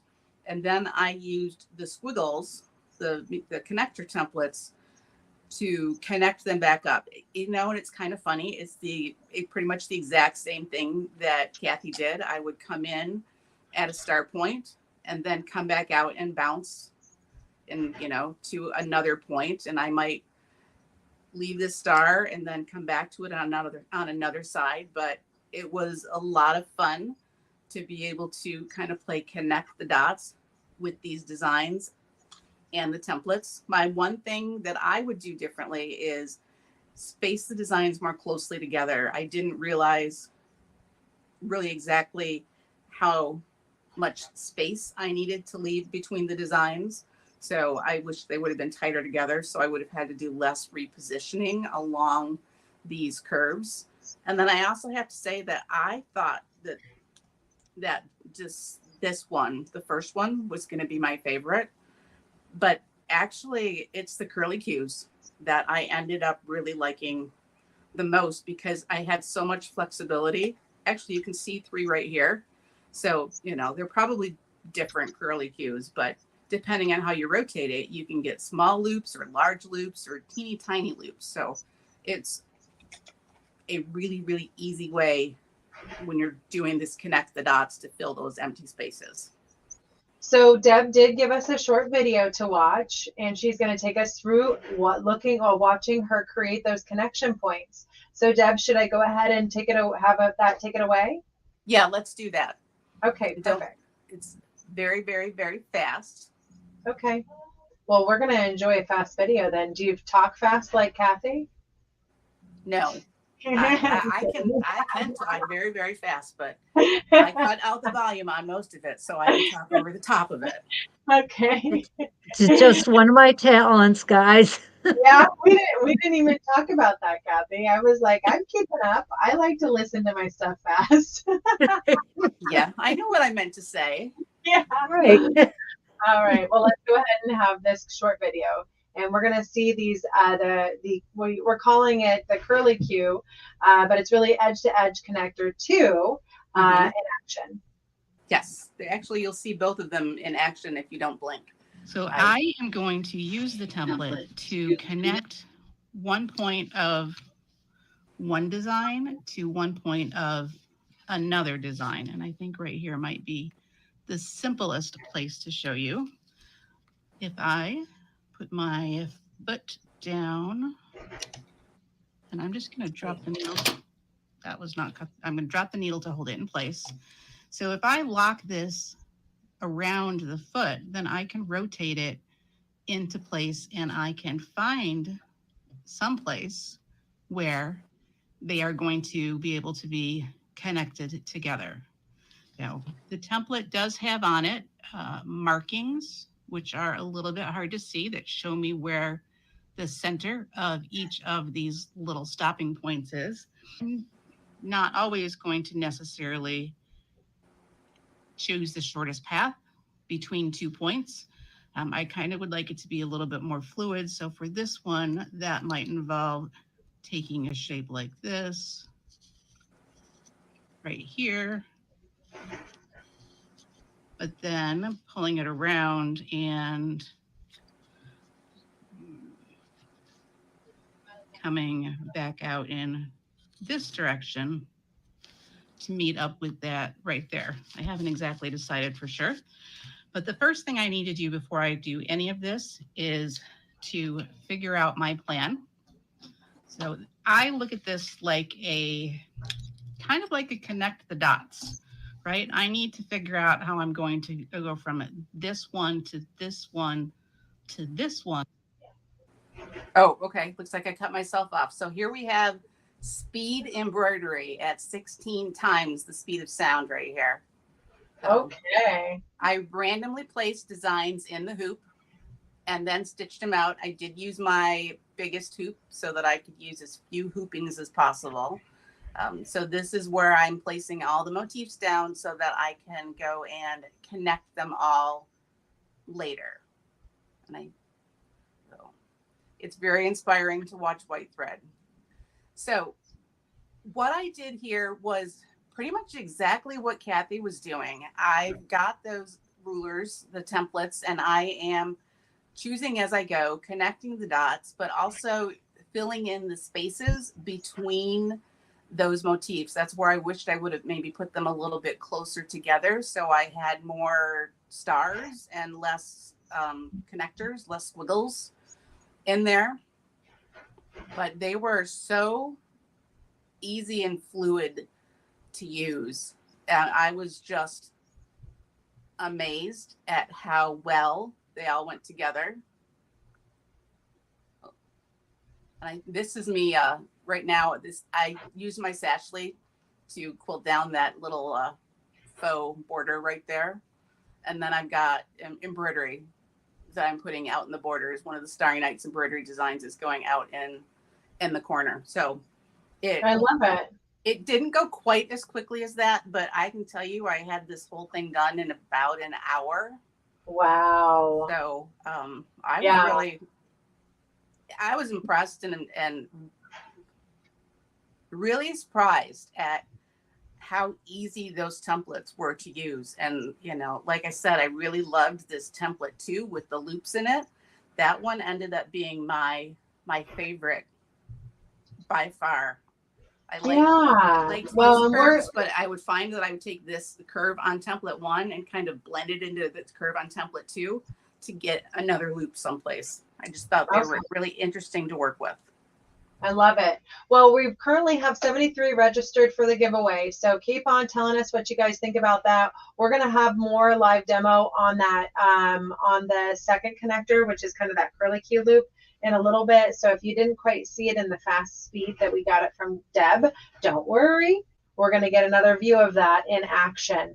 But you know what I loved about that, Deb, is that is showing yet again how easily you can pull out a ruler and really use embroidery and ruler work together. Because as you said, creating some of those very intricate Starry Nights designs with rulers, that takes time.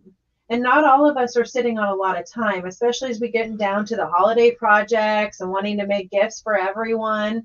So the opportunity to really incorporate a ruler or a connector or whatever it is to be able to finish your projects and really work with those two different options together is a really, really great way to get her done, quick. Oh yeah.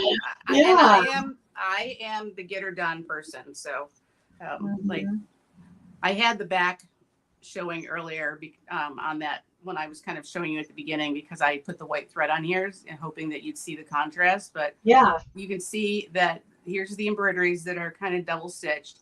And this connector line is one line throughout the entire quilt top. I did not break the thread. I just bounced from this design. Looped to this design, bounced off that corner, came over to here, bounced off that and filled in some space and came back over here. So I really do have no thread breaks in my ruler work. I went from the beginning to the end.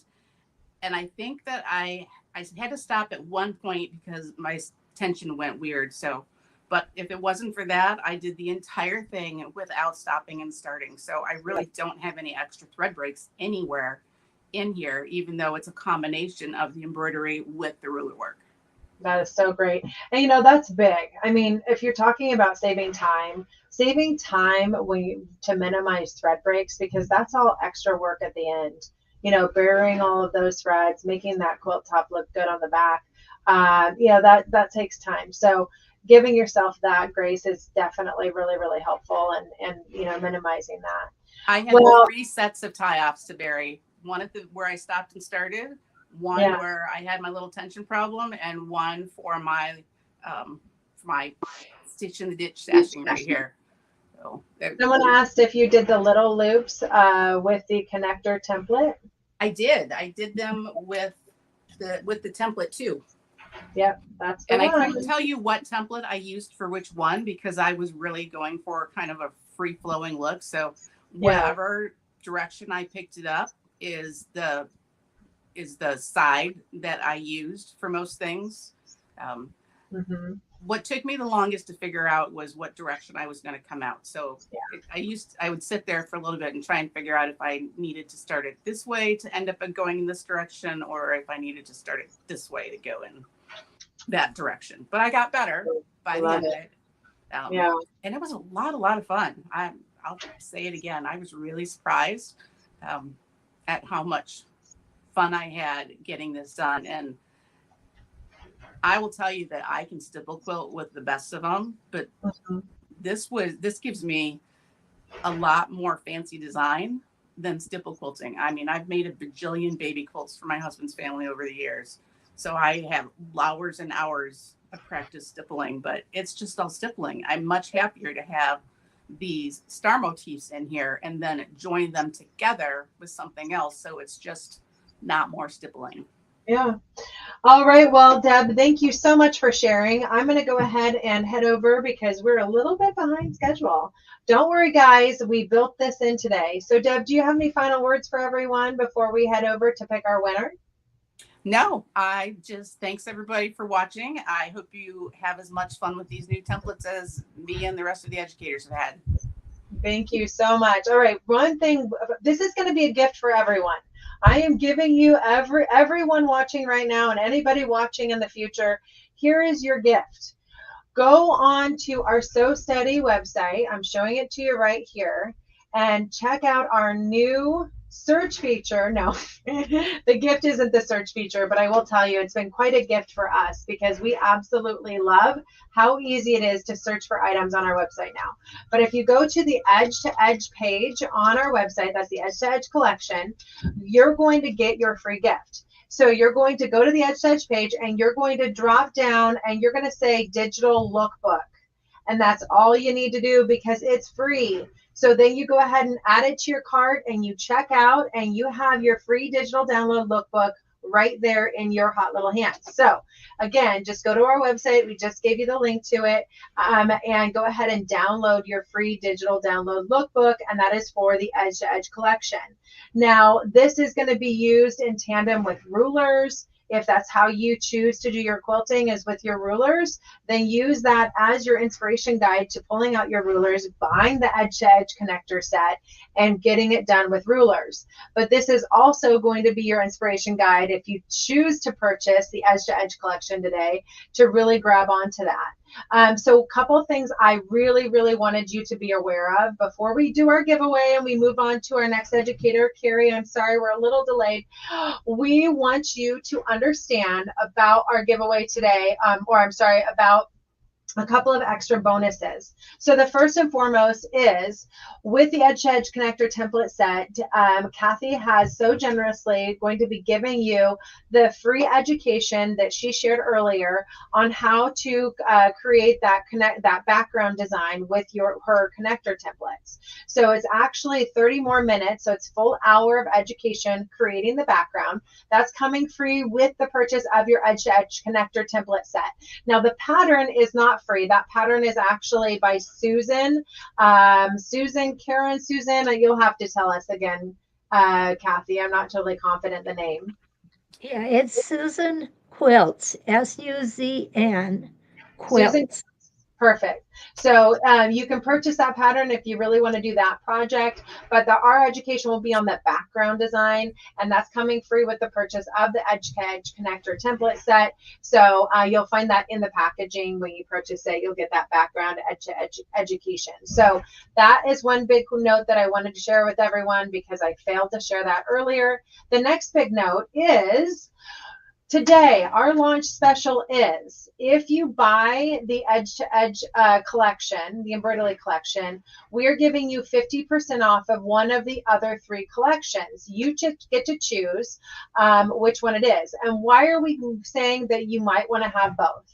Well, because the Edge to Edge Embroidery collection is Edge to Edge designs. So when you talk about wanting border designs for your binding project or your borders, when you talk about wanting to fill in with little small flowers, if you are truly just wanting to do embroidery, then you would really appreciate having these other collections that really marry to those designs. And I know a lot of the projects that we've done in-house, we were like, oh, I would love to put a border here, or wouldn't a corner motif look look really good here. That's all part of these other collections, and they're all married together. You're not going to find the same designs in each collection, but you're going to find marrying designs, designs that really work together nicely. So our special offer is if you buy the Edge to Edge collection, you can pick one of the Edge to Edge other collections to go ahead and get at no additional or at 50% off. So it's a really big savings for you that way. Okay, so then the next thing that I wanted to do is I wanted to pick a winner. So we've got 109 currently entered into the drawing. That's people that are going to win the new Hoop and Ruler Organizer. So just as a reminder, that's what you're winning. You're winning the organizer that you see on the screen right here. There it is. Now it has the slots in it, so it'll hold your hold up your little grids that come with your hoops. And so let's go ahead and see who our lucky winner is for the Hoop and Ruler Organizer. The winner is going to be, all right, Christy Davis. Congratulations, you officially have a Hoop and Ruler Organizer.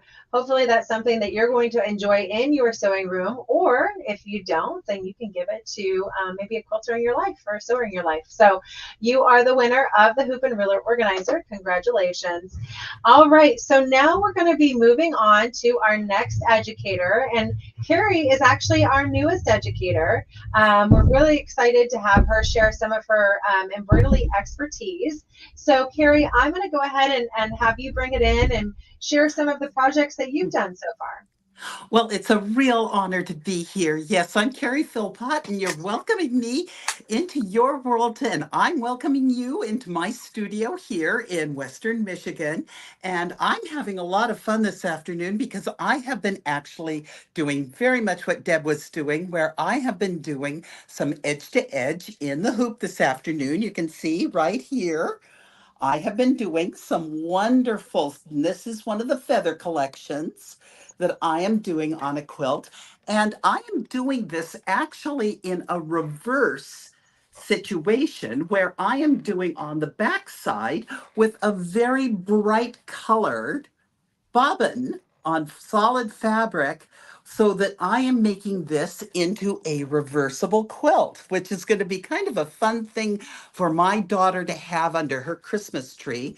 But what I've done is, rather than just use one of the feathered collections, I'm moving it around right now because you can see I have used two of the different feather designs edge to edge in this. Now I will probably go back and actually connect some of these with the connectors once I get all of the rows put in. But it's just the adventure of being able to do the whole thing in front of me and have it be an ongoing experiment where sometimes my creativity just takes over.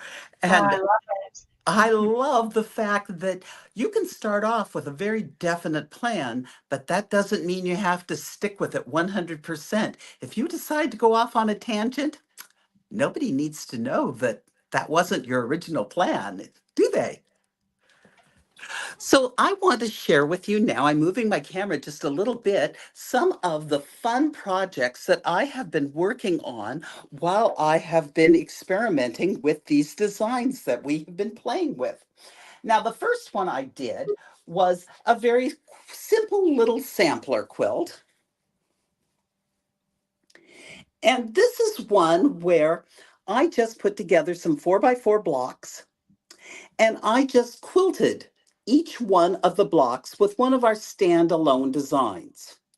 Because I remember the very first quilt that my mother made for me when I was getting ready to go to college was one where all she had was a Singer featherweight, and she was making it as a wool quilt for me. So she was hand tying it. And it occurred to me that many of us have machines where we can do just one really lovely decorative stitch in the corners and have that act as hand tying rather than actually just using a needle and thread and yarn. So why not use one of our standalone designs to be able to tie the quilt? So that was a fun little project that I did. The next one that I did, and that was one of our Star Bean collection, was one where I took one of our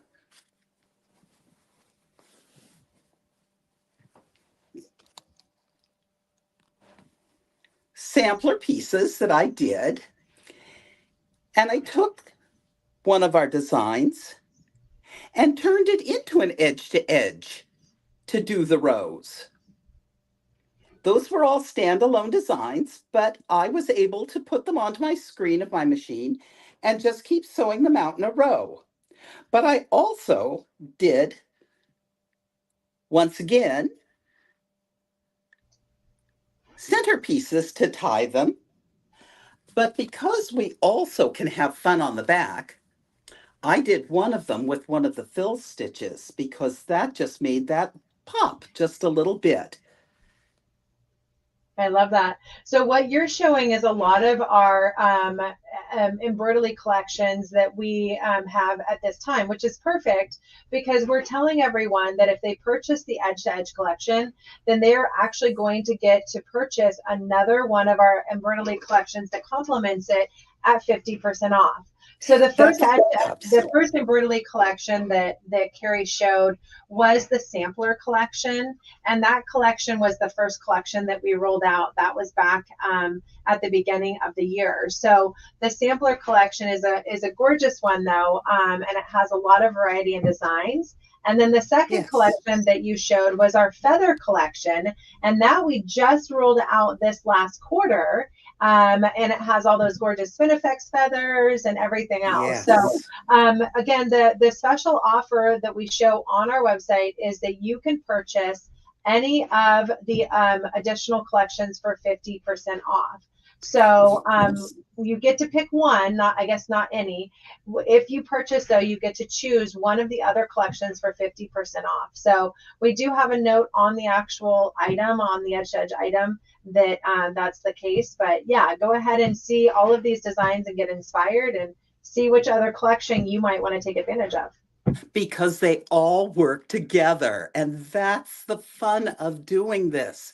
And you can do these as embroidery designs without having anything other than your embroidery machine. So if you're somebody who has tried ruler work in the past and sort of gone, I don't know about ruler work for me yet because I really am an embroiderer, but I really like the idea of doing ruler work and I really would like to learn how to combine the whole thing together, but I really want to just work with doing embroidery right now. We have the perfect combination of having all of it together. And this was a fun piece that I did just to see if I could do and actually have all of the designs sort of marry up together. And yes, you can do this. And this is one where I just combined a whole lot of them in one of my larger hoops and just had some fun doing that. Now, this next one was one that I just really had a ball doing because I did it with metallic thread. And it was one where I'll get this up really close so that maybe you can see the stars. Those are our standalone designs from the first collection again. But I combined them together to make those edge to edge in the center panel of this quilt.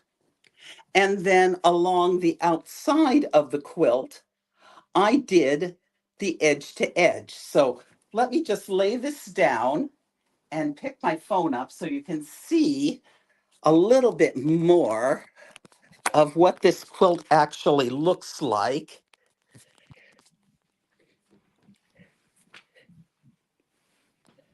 Because it's a large panel that I have done one block wonder with. So here we have our edge to edge feathers. And here we have the stars. Is there any way we can see it any better on the other side? No, because I did it with plain thread on the back because, yeah, I was really kind of concerned about using the metallic thread, but on this next one, we can see it better on the back side. Okay, let's do it. All right, now this is one where I did a standalone design from our Starry Nights collection in the center of the block. That looks like one of our edge-to-edge designs. Well, it could have been an edge-to-edge design because I did edge-to-edge designs. Yeah. All along in the patterns. But you can really see this. Oh, look at that. By using a variegated thread on the back. Oh, that's gorgeous. And I love the border. Let's look at the border again. That's really neat the way you did that. And that's one of the edge-to-edge border Starry Nights designs then. It is. This is all from the Starry Nights collection. Yeah, that's beautiful. So don't be afraid to use decorative threads and decorative stitches, in this. Some of these are 30 weight threads, cotton threads. Some of them are 12 weight cotton threads. It's all right for you to actually take our designs and go outside the box with some of these and just adjust your tension a little bit, and you can have some fun getting a little bit more dramatic in some of our designs as well. And of course, this one. Oh, that's fun. Yeah. That's going back to kind of our testing designs, because that was the one that was a little bit smaller. So we have that quilt could stand up on its own. Yes. That's got a lot of stitches in it. But yeah, that was one of our test designs. In fact, it was one of our free designs that we gave away, I think, last June. So yes. If you're part of our club, which you're a part of our club when you purchase a collection, then you'll have access to those free designs through any of our club stores, as well as through registering your collection on the university. Right. And now on this next one, I've been kind of playing with it, and I haven't finished playing with it yet. And it is definitely one I'm going to use the connectors with. But I started off using one of our early feather designs.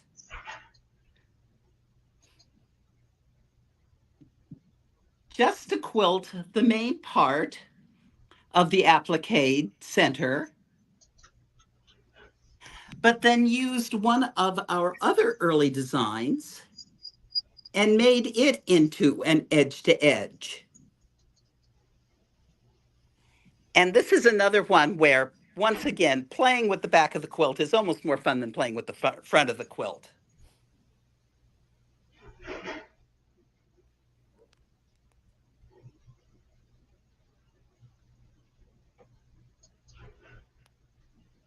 I love it.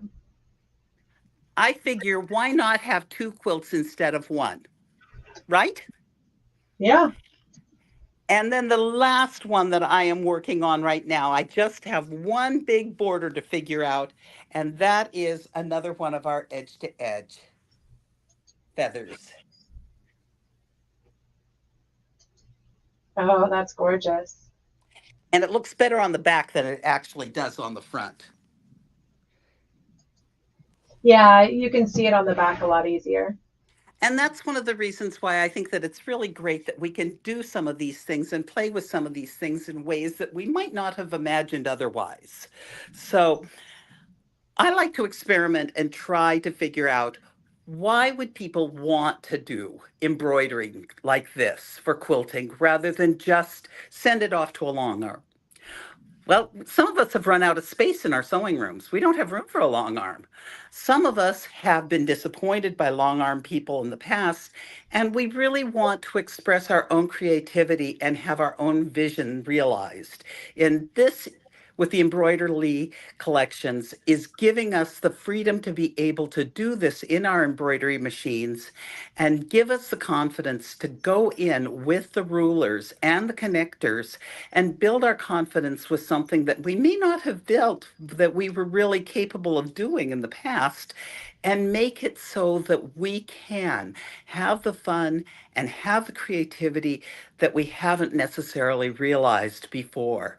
And opens a new door in something. And I love the idea of opening new doors at this point in my life. Don't you? Oh, absolutely. Well, Yes. Thank you so much for sharing. It's really fun to be able to see what everyone's done. In fact, we had someone just comment that they love seeing this on quilts. It's really helpful to see these quilted, on finished quilts, because that's what so many of us have in our sewing room, are these finished quilt tops that we need to finish. And That's being right. able to get inspired to finish those easily with, something that's going to maybe not be feeling like you're taking on a whole nother project, just quilting it, is definitely inspiring, I think, for many. So thank you so much for sharing that. So do you have you can a see favorite? I've got my design wall up with 2 that are waiting and ready for new designs to go on them. I love it. How fun. You've been busy. Do you have a Yes. do you have a favorite at this point? Is there a favorite design or favorite collection that you have? I love the Starry Nights collection. I have to say, I really love the Starry Nights, but I am learning to embrace the feathers in ways that I never thought before. I Yeah, am looking forward to playing with the connectors and going back to the original collections, though, and seeing how those connectors can add a little extra spice to some of those designs that I wasn't sure about before or didn't know quite how to apply before. sure. So Yeah, I'm ready to experiment and try new discoveries. I love it. Well, thank you again for sharing today and coming on. We're really excited about the projects that you're doing and being able to share with everyone. So thank you. And thank you for having me. Do you have any final thoughts for everyone? Go ahead and experiment and try. Give it a go and I love see what happens. I The love worst it. thing is, you might have to bring out your seam ripper. Yeah, that's true. Every now and then, that's required. Well, thank you again so much, Carrie. We appreciate you coming on. Thank We do you. have a couple questions that came through. Someone was curious, how do you get the 50% off? So it's super simple. If you go ahead and purchase, and then someone else asked, what does Embroidery collection only mean? Well, that means that you're only getting the Embroidery collection. I'm not sure why we use the words only after that. I kind of had the same thought, like, why did we put only there? We should say Embroidery collection, yes, or finally, I don't know. The Embroidery collection is, that's what you're going to be getting. You're going to be getting the collection with the USB, and you'll get all of the designs if you choose that option. Now, if you choose the lookbook, then you're only getting the digital lookbook. And that's probably what should have said only, is the digital lookbook only. We're not including the USB with that one. That's the digital lookbook only. That is free. So that's the one where you can download today. You can start, getting expired and getting excited about getting that USB in the mail, or getting those edge-to-edge templates in the mail to start playing with. The next thing is, we do have that class kit on here as well. So we shared with you earlier that we have that really cool panel project. I've got some inspiration that I'm going to share behind me here that has that panel project in it. We actually have had a lot of educators playing with that panel and doing some fun stuff. But we do have a class kit with the panel, so you can go ahead and do a little practice panel and walk through the steps that we provide you with that class kit to dive in. And that's just $5 more right now. Regularly, that's $10 for the panel with the instruction. So you can take advantage of that. But finally, you can take advantage of 50% off of one of the other embroidery collections that we have, and really use those together, as Carrie was showing you. So we have our starter sampler embroidery collection, we have our feather embroidery collection, and we have our Starry Nights. So once you go ahead and add that, you can add one of these others to your cart, and you don't have to type in a coupon code or anything, guys. What's going to happen is you're going to go to your cart, and it's going to show the regular price, and then down below it's going to show the discounted price. So that's all you have to do, is add it to your cart, and then you're going to get 50% off of whatever collection you chose to do in addition to that. So I just wanted to share that with everyone to show how easy that is. We have posted the link to that on our website, but if you go to sewsteady.com, you can actually find it there. If you choose to pick it up in one of our retail locations near you, then there is a possibility of free shipping. So you might want to take advantage of that as well. If you're in the continental US, I'm sorry, we're not offering free shipping outside of the US. It's just, as you all know, the shipping costs can get pretty up there. So, but that is a possibility for the continental US.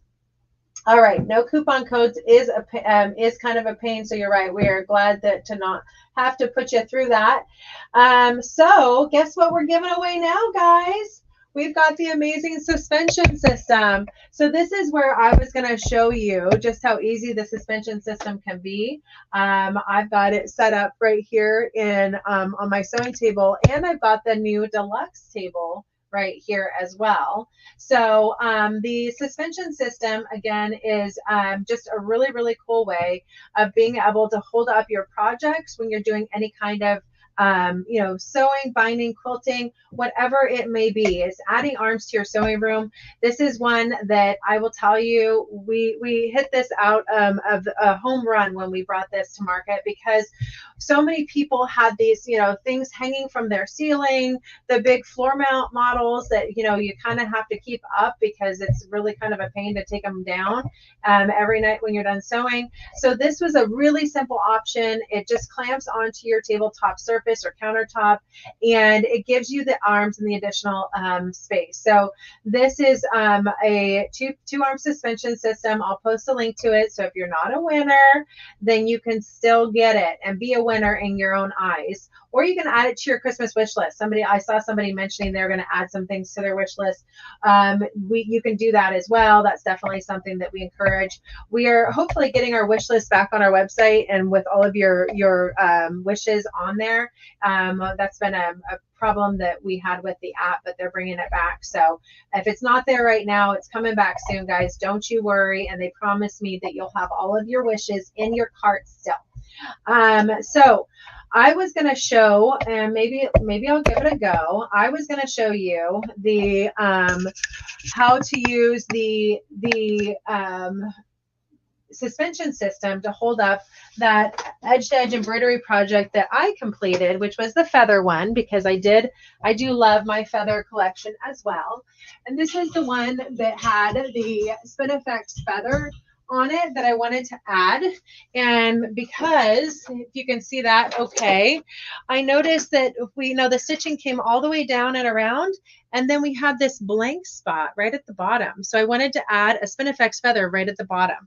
So I was going to go ahead and get this set up with my suspension system to do that. But Pam has got an amazing class for us, and I know that we were trying to keep this down to just 3 hours. So I think I'm going to go ahead and maybe try to do this at the very end. But I've got the suspension set up. You can use one arm for smaller projects. You can use 2 arms as you need it.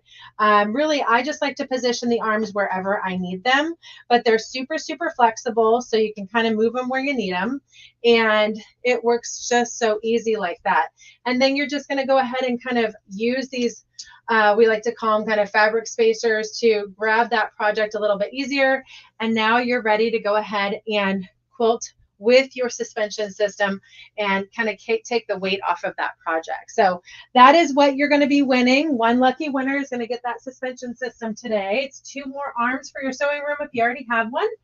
And then we're going to head over to Pam, who has just been so patient. Thank you, Pam. We've got it pulled up on the screen now.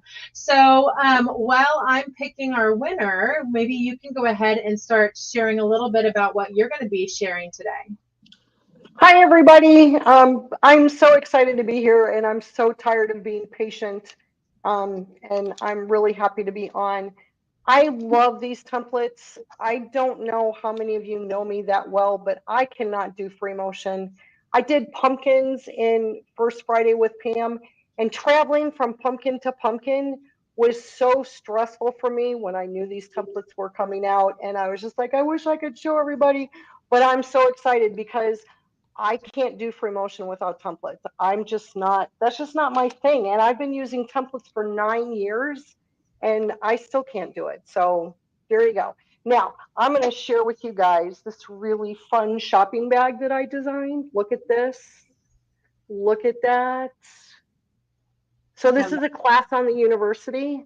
It's got these nice padded handles. It'll be great for holiday shopping.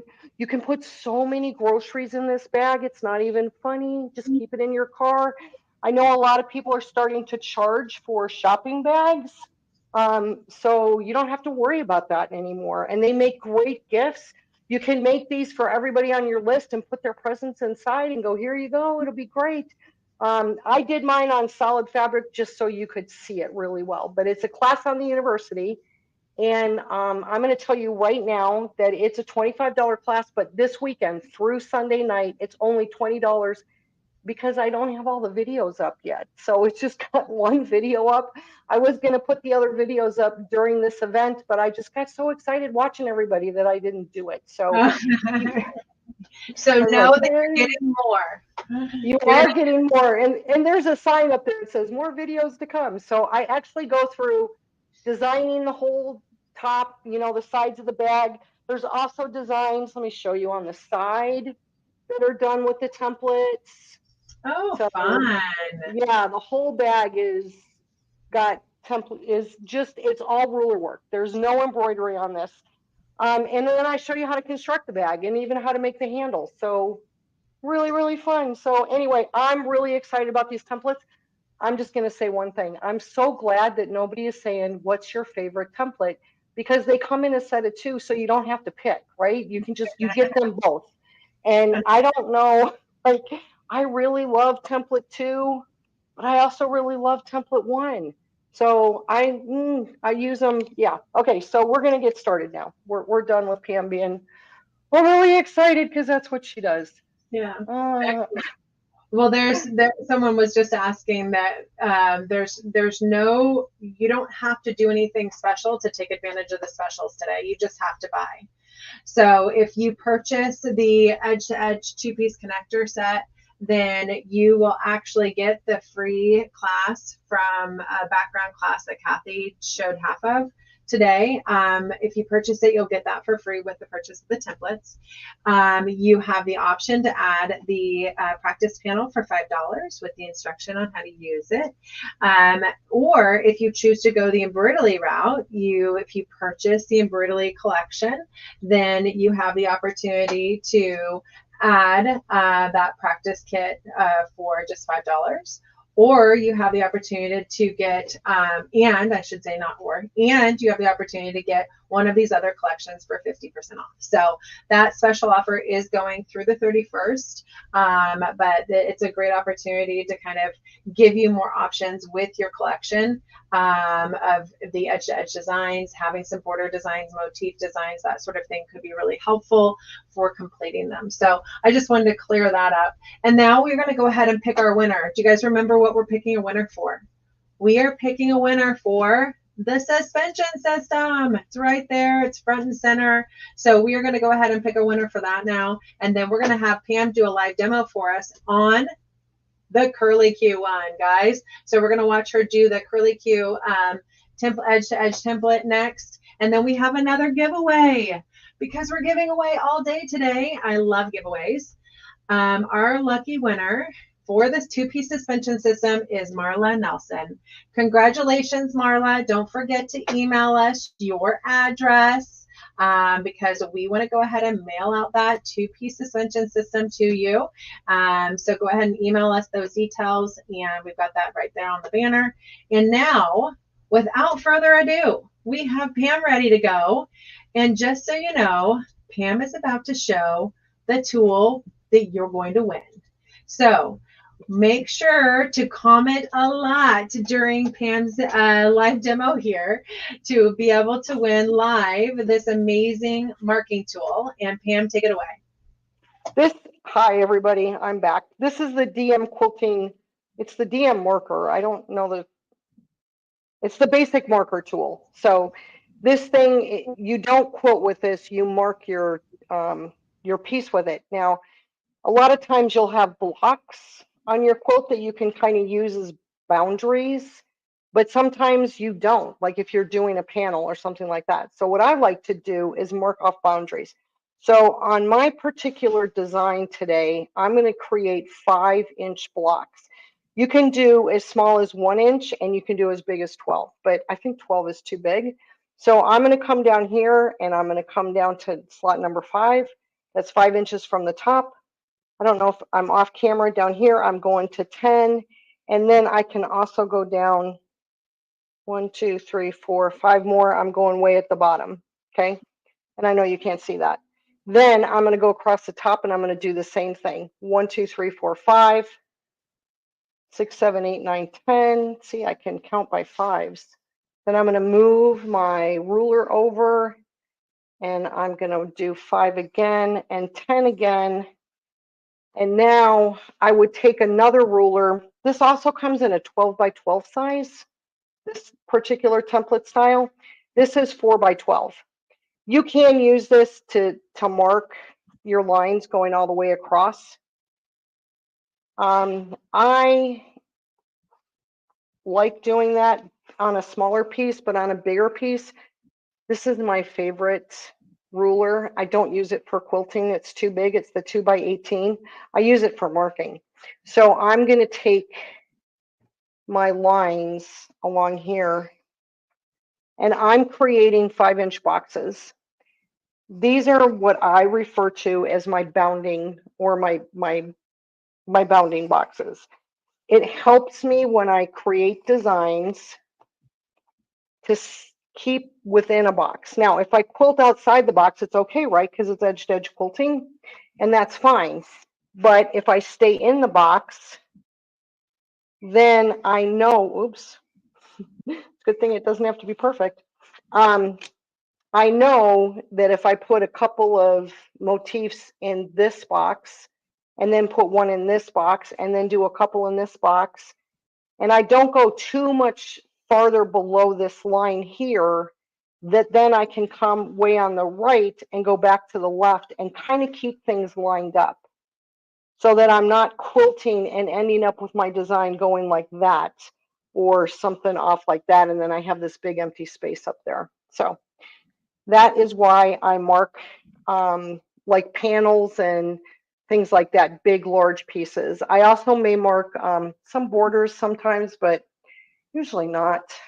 I'm pretty flowy with my borders. So now I'm going to go to the machine, and we're going to show you how these connect. So I know that you have seen Embroidery, and you have seen regular template work, and so we're going to go back and do some template work. Now, one of the things that I don't have time to get into today is how I'm able to do these designs, these spin effects designs, without crosshairs, and I do cover that in my class, so in the shopping bag class. So the first thing I'm going to do is I'm going to pull my thread, and I'm going to take a couple of stitches. This is the mini spin effects. So I'm going to take, I think, the 2.5-inch design. I have these, I've made these little pieces of cardstock that have the size of the designs on them. And if I fold this in half and put it up here, that's about where my design's going to come down. And I think that's perfect. So I'm just going to do that. You can also use a ruler and measure and go, okay, 2.5 inches. Let's see, half of that's going to come up there. That's going to come over there. You know, there's all different ways that you can do it. But in trying to save some time here today. Now, these initial threads, because you're going to stitch over them so many times, you can actually cut them off when you get going, or you can bury them when you're done. So I'm going to make the mini spin effects, and I'm going to make 8 petals. The only thing I need to think about is where I'm going to go. When I'm done making these 8 petals, which direction do I want to go in? And I want to go, I think, down this direction.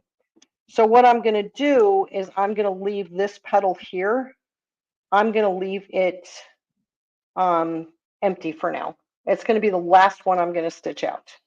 So it's one that's on a diagonal. I'm doing what traditionally would be called the first 4, like north, south, east, and west. That's what I refer to it as. And then I'm going to come here. And I can see my threads in my way. There we go. And now I'm going to do the diagonal designs. But I want to leave, remember that one on the bottom right? I want to leave that blank. Oh no, my machine. Don't do this to me.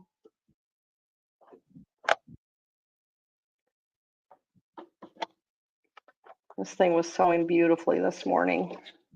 Let's see what happens if we can.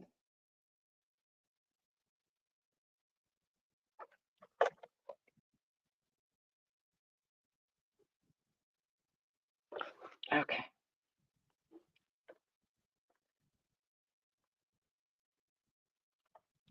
Put my free arm up.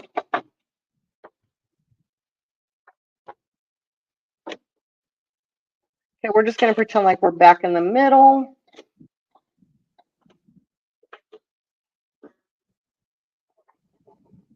And hope that this stitch is okay.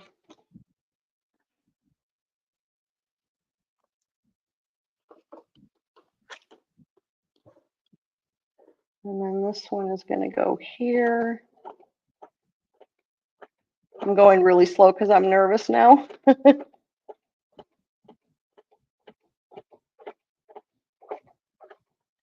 And my tension's a little messed up. Something happened down there.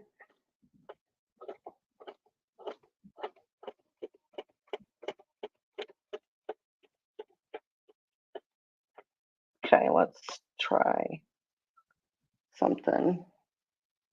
My bobbin's really messed up. Okay, we're just going to pretend like my bobbin is fine. I have 7 petals, right? This is the one that's coming next. So what I'm going to do is I'm going to connect to a little piece right here.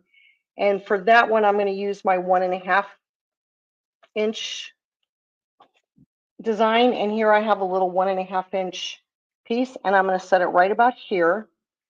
I'm going to take a chalk mark, and I'm just going to go like this. And then I'm going to mark the middle. That's why I put holes in them. And I want to get my connector to this line right here. So the first thing I'm going to do is stitch out the petal, but I'm going to end up at the end. Now, somebody had asked, I'd seen a comment where, can you show where you do the connectors, where you stop in the middle? And you most definitely can do that. You're always going to have some kind of stitching over your inside your petals. So what I like to do is I like to stitch a petal and a half. Let's see if this is better. It's kind of worse. We might have to take a little break and have Stacy give something away in a minute.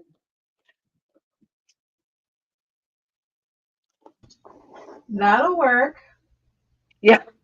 Let me just do one connector, and then, because I know everybody's really anxious for that. So this is template number 2, and it has this little C in it that makes a nice little curve. So what I'm going to do, it's the shortest connector.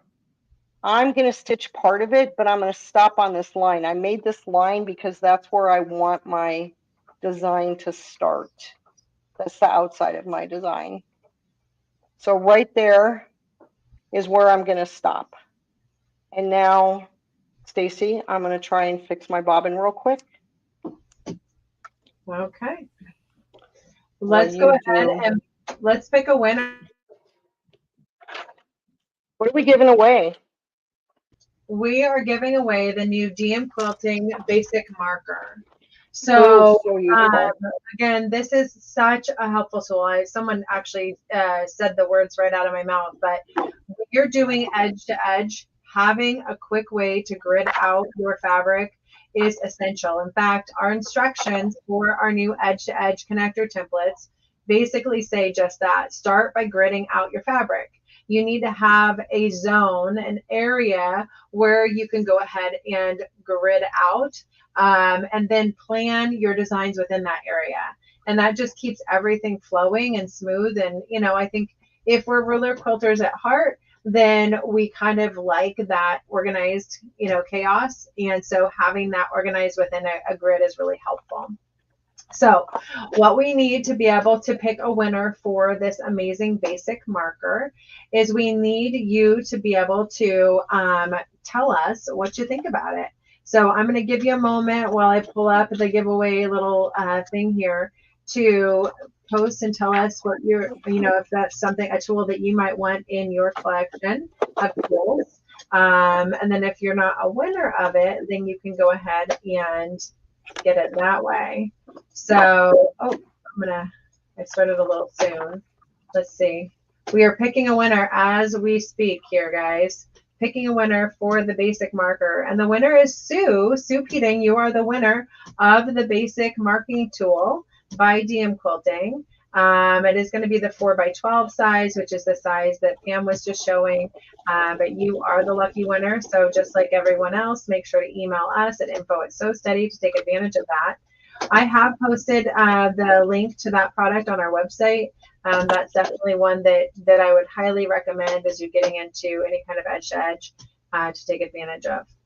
All right, so Pam, it looks like are you ready? I am. Okay, I'm back. Pam is back. She's ready. Perfect. So we're going to pretend like these are perfect stitches, right? And then I'm just going to pull my thread here. If this were a quilt, you guys, I would actually rip those stitches out, but we're just doing a little demo to show you how to use these templates. So, okay, next up, I'm going to use the 1.5 from the mini. These stitch out so quick, and if you're doing a panel, they actually are a good size. Now, why did I do the marking? Because if I turn my template like this, I'm going to end up with the center of my design way up here, and I don't want that. I want my design to be in this area, right? I don't want to go too much beyond my bounding box, but this is where I want to be. So I'm going to stitch a 1.5 petals. And then I have to decide where I'm going to go. That's the only thing you need to think about when you're doing edge-to-edge quilting is where am I going? Because that's where you want to stop for your connector. Like I said, you can always stop always in the middle, and that's fine. Can you tell I'm a little nervous? I'm like, machine, please be good. So you could connect from the inside of your design and go that way.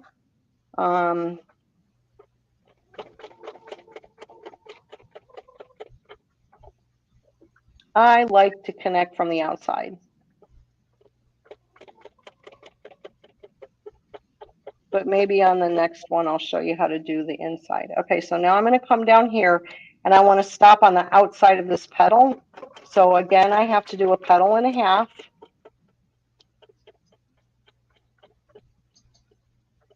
And I went over to the right side a little bit because I'm going off in this direction. So now we're going to get out the fun template. So this is the one that does some really fun stuff. And I just want to show it to you up close and personal. So let's see, I want to make sure it's in camera. Okay, so this is the template. And it has, we're going to use side A. And what I really want you to pay attention to is this line right here. This is where you're going to end up when you're finished stitching out this design, this connection. Okay. And then there's a little line on here. And this line that I just showed you, you're going to line up on your stitches. So you're going to stitch around here and you're going to stop at the end. But when it even says stop, flip, and rotate. When you flip it and rotate, your foot is not going to be inside this hook anymore. That's why you need this line right here to line up on your previous stitches. So if we put it this way, right, and I look at my, I'm on the wrong template. If I do it this way, then I can see my my line, and I'm going to end up down here. I want to end up over here. That's going to take me below my border, but I think I'm going to be okay. I could come like this, and then I'm going to end up right almost on this line. So I think that's a good idea, even though I'm going to be so low. I'm going to do that. So I'm going to stitch, and I put stable tape just to let you guys know, if you don't have stable dots, they are perfect for these templates. And I've actually put them on both sides of both templates because I like to flip the templates around and use all different sides. So I said I was going to do this, right? So we're going to come down here, go around, take the template out, flip it, put it back in, and then line it up. I'm just turning this so you can see, but you don't have to do that. Line it up so that line that's up here is on your stitches, and the line that's down here is on your stitches. And then, just like magic, I'm going to end up where I thought I was because of the lines on the template. This piece of this template is genius. I absolutely love it. So now I'm here. I could put a, easily, I could stitch out a 3.5 inch design, right? This would be perfect. Put that right there. And then I'd still have room to put something little here. I could move it up that way. So again, I'm just going to put a little chalk mark in the middle. Don't need to do that. It just gives me a direction on which way to go. So I want to kind of end up there. But you know what I didn't? Oh, yeah, I did. Okay, I'm fine. Oh. So this one, I'm going to stitch 1.5. So I can get back to center. And you're going to do that on all of the motifs. You're going to stitch 1.5. Now this one, sometimes you float off the template, and that's okay. This one, I think what I'm going to do is end in the middle and show you how to get out of the middle, because someone had asked that. And if you're not comfortable backtracking with your templates and stitching on top of previously stitched motifs, then this is another way for you to do that. I'm pretty comfortable doing that, so. And again, I'm going to come out on the right because I'm flowing in this direction.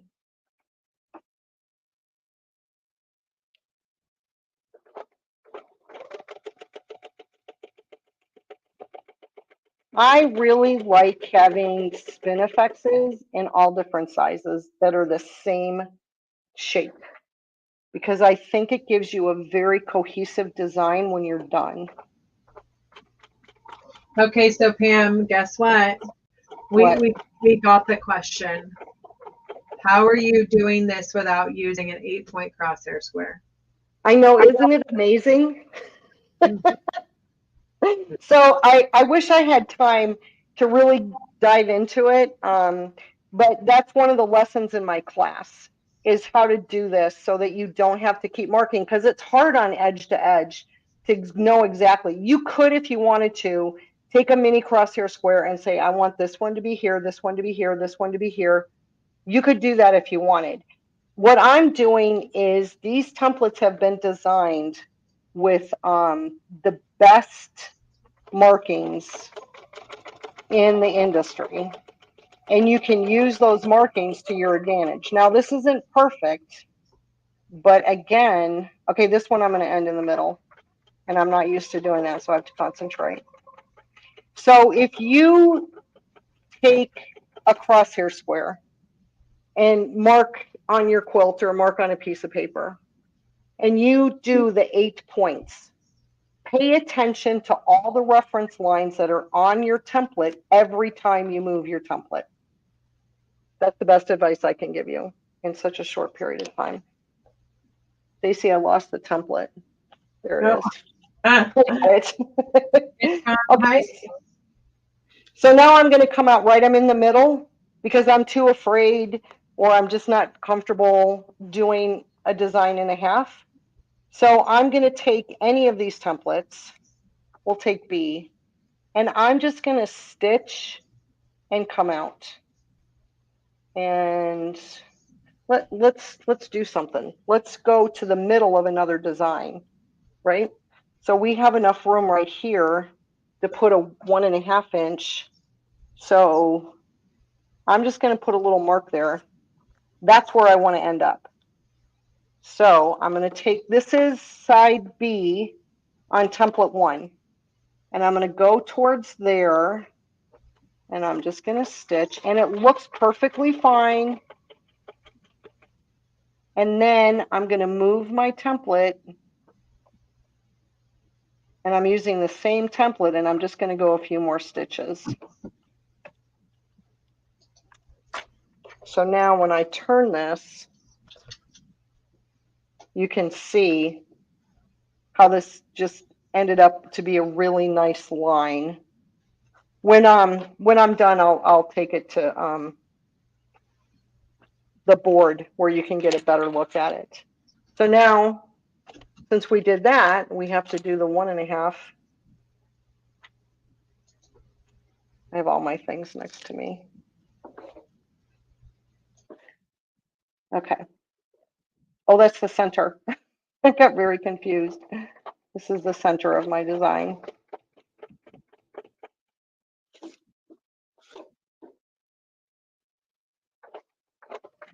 So I'm going to tell you on my shopping bag, I did not use any crosshair squares on that shopping bag.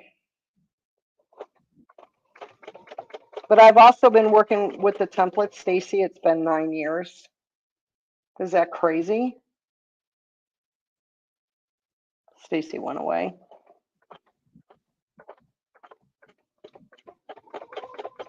I can't believe it's been 9 years. I'm here. I was just going to start doing some of my own little quilting. I really want to put my spin effects in. And you guys are inspiring me so much. I know it's been 9 years. It's crazy. We have to have a big party next year. We're going to. Should we tell them what we're going to do? We are inviting all of our educators to our Houston show this next year because we want to give everybody a chance to be part of it and to have the opportunity to just share and talk with people. So we're inviting everyone to kind of take turns in the booth, but then also enjoy the show. So it's not happening this year. We didn't pull it together in time, but that's our goals for next year. So that's going to be our party. Nice. That sounds like a fun party. Yeah. Okay, so I'm going to do this square and then I'm going to go down because I know we're short on time. So what I'm doing is I'm marking where the outside of my design is going to be and where the inside is going to be. I have two choices. I can stitch all the way to the inside if I want to, or I can stitch to the outside. I think I'm going to stitch to the outside. So this is template 1 and this is C. Sometimes I stitch with the template right side up and sometimes I do it right side down. And when I do it right side down, I either call it flipped or reverse. So I was calling it reverse, and then, you know, it says right on the other template flip. So I thought, well, I'll just have to call it flip. So I'm trying to get used to calling it flip. And I really like C. And so I'm just going to stitch till I get to this line. I know I'm not going to be able to use the whole template, and that's okay.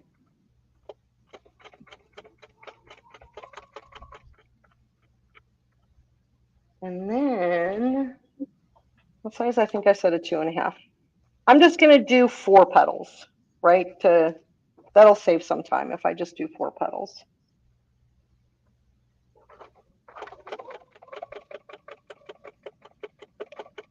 So I want to do the 3 that are on what would be the top. This is the top. So I want to do those 3. Now look at what happens. Sometimes when you're doing like table runners or placemats or things like that, you end up with your template off of your fabric, right? Or you didn't give yourself enough room, you know, edge out here. So what I've done is I've just taken a piece of batting that has some circles and Spinifex things stitched in it, and I just cut it off because this was like I might have been testing tension or playing around with something, and I kept it and I just push it underneath, and it's right underneath my template so that my template doesn't rock. If I don't do that, if I push down here, see how the template at the needle comes up? And that could be really dangerous. So this just, you know, just another tip from Pam.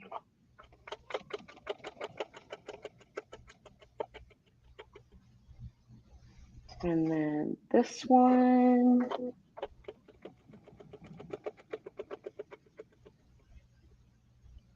Okay, and then this one, I'm going to stop this one on the outside.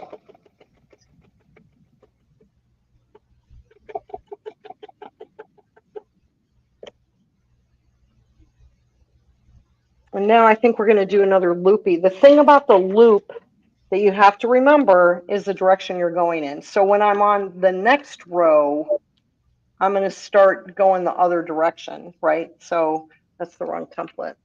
It's this template. This is A.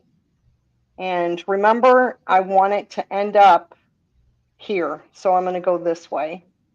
The line on the template is where the design is going to end up being.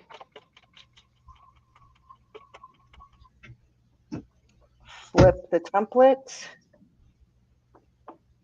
Line everything up. Line those stitches up. Line that up. When I first started playing with these templates, I put a line on the template and then I realized there was a line on the template. It was pretty funny.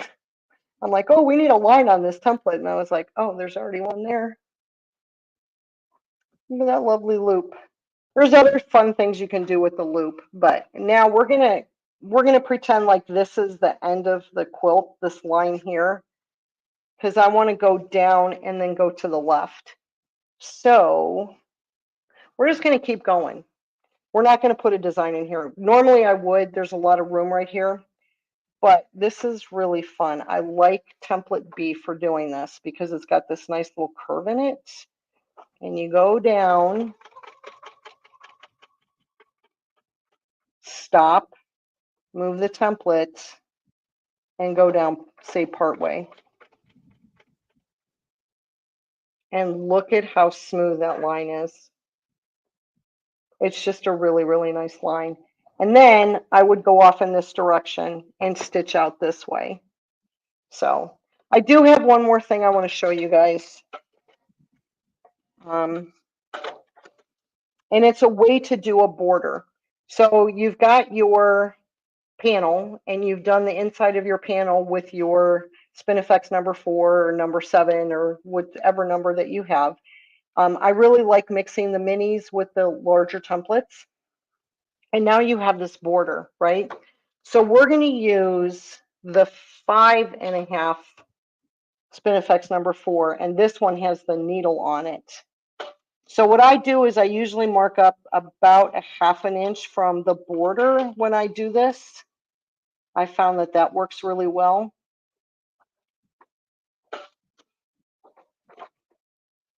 And then I'm going to do, I have a line on my fabric, and that would be like my seam line or a 1/2 inch above my seam line.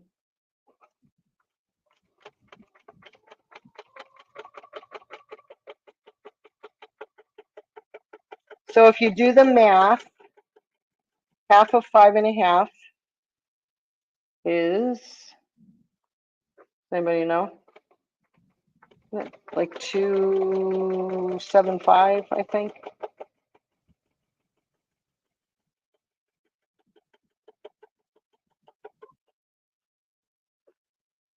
Turn this way. And now comes the fun part. I think we should ask everybody, how many times have you seen a Spinifex stitched out? Okay, now I'm going to take my spacing gauge and I'm going to take side B. And if you look at it, the part that has the B on it, and this is reversed, it's upside down. That's the one that you want to go to when you start this. So what I want is I want to stitch here, but I want my stitching to end on this line. So I'm just going to take my spacing gauge just to make sure there's lines on the template, but I want to be absolutely perfect that I end up on this line. So I'm going to come here, and when I get to there, I should be on the line.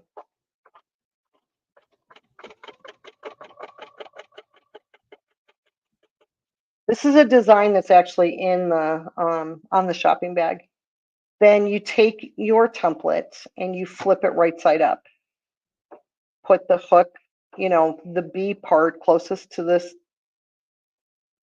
Put the B closest to the needle, and then you're going to do this so that you end up in the. I want to end up on the line again. And then I would do my second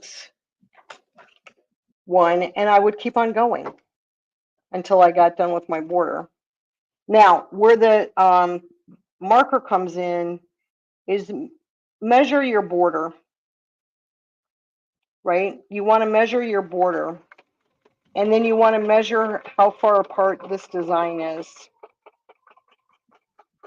And then you can figure out how many you can put in your border, and then maybe grid it off so that if you get off and let's say the center of your spinifex is supposed to be here and your needle ends up, you know, short of that, you can compensate as you're going along. Well, that's a whole other class. That would be a good class, compensate. How do I compensate?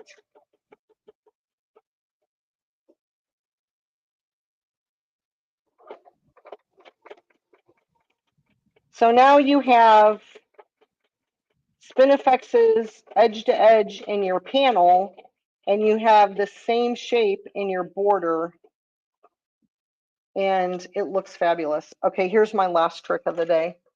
When I end a design where I keep going back into the center, right? If you end in the center, you have all of that thread build up that you have to bury your threads. So what I do, I don't know if you noticed, I went to the center and then I came out a couple of stitches. I try really hard not to move my fabric in this step, but I get my, try not to break your thread, Pam. That would, oh, I just moved it. I just moved it. I just said I wasn't going to do that. Oh, let's see if it's going to come out. There we go. Oh, it's not that bad. And then I bury the threads, and the threads aren't buried into that big, thick area of thread. So that's my last tip of the day. I don't know. Stacy, how are we on time? And then I would bury that. We're doing great. I'm just over here having my own fun. Does anybody have any questions so far that we can address? You know, I think people were really loving seeing what you were doing and kind of getting your tips. I was really loving the idea of those kind of circular shapes to identify your, you know, 1-inch spinifex design or your 3-inch, because it is a little bit challenging. I was going to show how I kind of got started with my spinifex feather that I was adding to a design. Because, you know, you do have the option of starting on the outside of any design, meaning you don't have to start in the middle to be able to create it. But it is nice to know where your middle placement is going to be because it's part of the plan, right? So yeah, no, I think that was, I saw some people that were excited about that as maybe idea for something they might want in the future. But look at that. I love it, Pam. That's really neat. So then, you know, you come down and then you go across this way. Mm-hmm. And you just fill in. And, you know, I went below the line here, but that's okay. You know, I went over the line here. But once all the lines are washed away or ironed away, no one's ever going to see that. They're not going to know, oh, you went over the line. Like, you know, I don't color in the lines.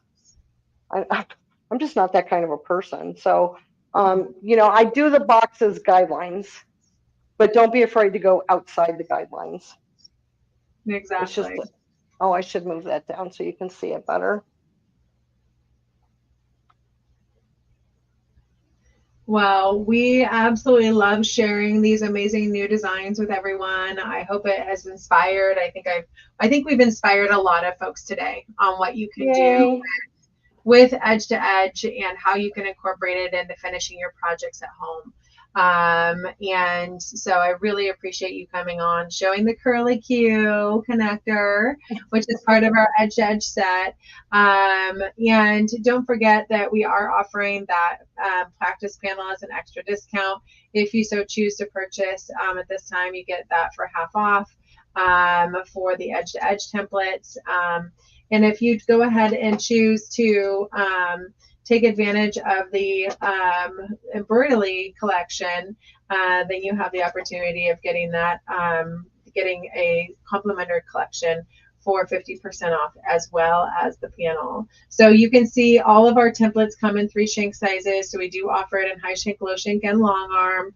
You do need to let us know, you know, which one you want when you purchase. If you're not sure, you can go ahead and just email or call us, and we're happy to help you, kind of guide you along the way. This amazing class we did post a link to, but that is on the Sew City University. And so I can go ahead and show you right here on the screen. This is that edge to edge connector with the different shank sizes, and then that add a class kit. So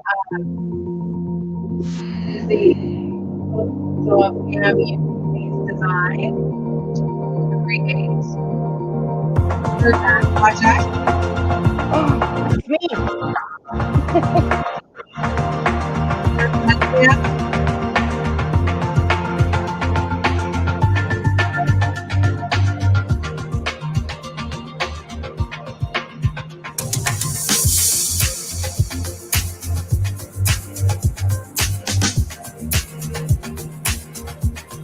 So we definitely hope that y'all will consider getting that into your collection and having that. Someone asked, why couldn't you just do that with free motion? Well, you can. If you are confident enough in free motion to just go for it, yes, go girl. We encourage you to do that. But there's a lot of folks that are not as confident when doing free motion. And so having that as a guide and kind of giving you that opportunity to be guided along the way it can be very, very helpful. So we are excited to share that with everyone. Take advantage of Pam's special offer to get that for an extra discount this weekend. That's again her class on the university for the shopping bag, and we'll post another link to that here in a moment. So I did promise that we have a new and improved Sew City table and some holiday offers, so I'm excited to share those with everyone. And then we've got another amazing chance to win before we go ahead and exit today. I'll tell you what that means. We have sent a whole bunch of emails and posts about registering for this event, so you could be entered into our grand prizes. Those grand prizes will be announced on Monday, so you have a chance to rewatch this video, this live video, all weekend long using the same link and that you accessed it today. So don't worry, you can rewatch it as many times as you'd like. But we do have some awesome holiday specials that are coming right now. So our large table special is always really popular if you bought a new machine, or if you just decided it's your turn to get a new Sew Steady, then go for it. The large Sew Steady table has always been super popular. It's 18 by 24, and you can get that Elevate bag that has all of the amazing pockets to hold your goodies in now on the inside and on the out. In addition to our cute little smartphone stand, so you can be watching these sewing tutorials as you're quilting along for just $169. So that is one of our holiday specials that's going through December 31st. The other one is this new and improved deluxe table. table. So that's the one that comes with the circles and straights mat and tool now. And it comes with that big blue drawer. It is 18 by 24 as well. So a lot of folks just love that size. For any kind of travel. So that cost for that table is $199. We do have a holiday special going through the end of the year where you can get the bag with that for $229. So get that special deal. You throw in the bag for just $30 more. That's half price off the bag for the holidays. So we hope that you might consider that as one of your specials wish list items that you might want to add for your holiday purchases. And then we're giving some things away because you went ahead and joined us today. We definitely want you to take advantage of that free lookbook. But we also have a free design, and we'll be emailing that that free design to everyone that registered. So you can try out one of these edge-to-edge embroidery designs. If you don't have the embroidery design, then an embroidery machine, then definitely download that free digital download lookbook that will inspire you and what you can do with your rulers. Now, if you registered today, then you're going to have the opportunity to win the grand prizes, which are one of the large deluxe tables with the bag, guys. So you get the whole meal deal. So we're going to be picking a winner for that on Monday. And then we are also giving away one of the Edge to Edge collections, and with your choice of which additional collection. So again, you can also get that with that additional collection for just 50% off, but we are going to have a winner on Monday that is going to win it all. So if you decide that you have to purchase this now because you just don't want to forget, then you can go ahead and do that. And if you're the winner, then obviously you'll get your money back. But we are going to go ahead and pick our winners for that on Monday. And we are super excited about that. I was just busy over here finishing my fun little flower project. I'm using the Spinifex feathers template to do that. But I noticed that my light is really blaring too. It's hard to see the template. So I don't think I'm going to try to do this on camera, but I will say it is definitely so easy to throw down a template and finish that project. This took me all of an hour to quilt the entire project with the embroidery designs. And so being able to go ahead and throw down a template at the end to finish the entire project is so easy. So I hope you will be inspired to take advantage of using our Embroidery collection, whether it's getting inspired with the lookbook or or taking advantage of the embroidery options and really diving into Embroidery. But we've really appreciated you joining us today. I will go ahead and make sure to get a link over to you on this feed for being able to take advantage of registering. If you just happened upon our live today, then you haven't registered to win. And so you definitely want to do that still too, because that's how you're going to be able to win the grand prizes that we're going to be announcing on Monday. And if you haven't taken advantage of getting in your connector 2-piece set or the Embroidery collection, then definitely add that to your wish list. We are making that offer available through December or October 31st for buy one get the other one 50% off. So if that's something you want to take advantage of, we certainly hope you do. I did promise one other thing today. I promised that I had some other trunk show items. Pam's still there. Hi, Pam. You want to talk? Hey, I do. I have one thing to say, and then I have a request. Yeah. So my feeling is for people that use rulers that don't do free motion, to me, it goes against the way my body beats. It's really hard to explain. I've been using rulers now for 9 years, so I can't do free motion. Even though I've been doing this for 9 years, I still get choked up whenever I try and do just simple stuff. So that's why I love these templates, because now I can go from place to place and I don't have to like freak out while I'm going there. And then I have a request. I don't know, did you give away a class? Oh, you want to give away our class, Pam? I just won. Not to everybody, but yeah, I'd like to. Does anybody want to win this class? Who wants to win this amazing class? And this is just for the folks that are here live still, because you've been a holdouts. We love it. Yeah. We're going to give away, our final giveaway today is going to be Pam's shopping bag class, where she's going to be using those edge-to-edge connector templates to create this gorgeous shopping bag. So yeah, let's pick a winner for that. I love that, Pam. And then while we're picking a winner for that, I was going to go ahead and show up the panel, the stitch out panel that we have the opportunity for everyone to take advantage of. And I do have one other inspirational piece that I haven't shown live yet. So we've got a little bit more to show everybody. So we are going over a little bit. All right, so let's go ahead and get our giveaway pulled up here. I am lost on where my mouse is. I found you. I found my mouse. Let's go ahead and okay, we've got 82 people in the drawing for Pam's tote bag project on the Sew Steady University. So we're picking one lucky winner to get that tote bag project. And that is going to be Joyce. Joyce Milliken, congratulations. You are the winner of Pam's project. Email us your winnings and your contact information, and we will go ahead and get that out to you. That's going to be more of a digital download, so we'll email you that detail so you can take advantage of that right away. So let me go ahead and change my camera view real quick, guys. And Pam, did you have anything else you wanted to share before I took the camera? Go ahead. Okay. So I was showing off how I was creating my edge-to-edge designs on the feather panel, but I had this other gorgeous panel project that we did for the edge-to-edge designs that I was really excited to show everyone. So I want to go ahead and show that. This is super fun. It is in the actual lookbook, but you know, sometimes it just looks a little bit cuter up front and in person there.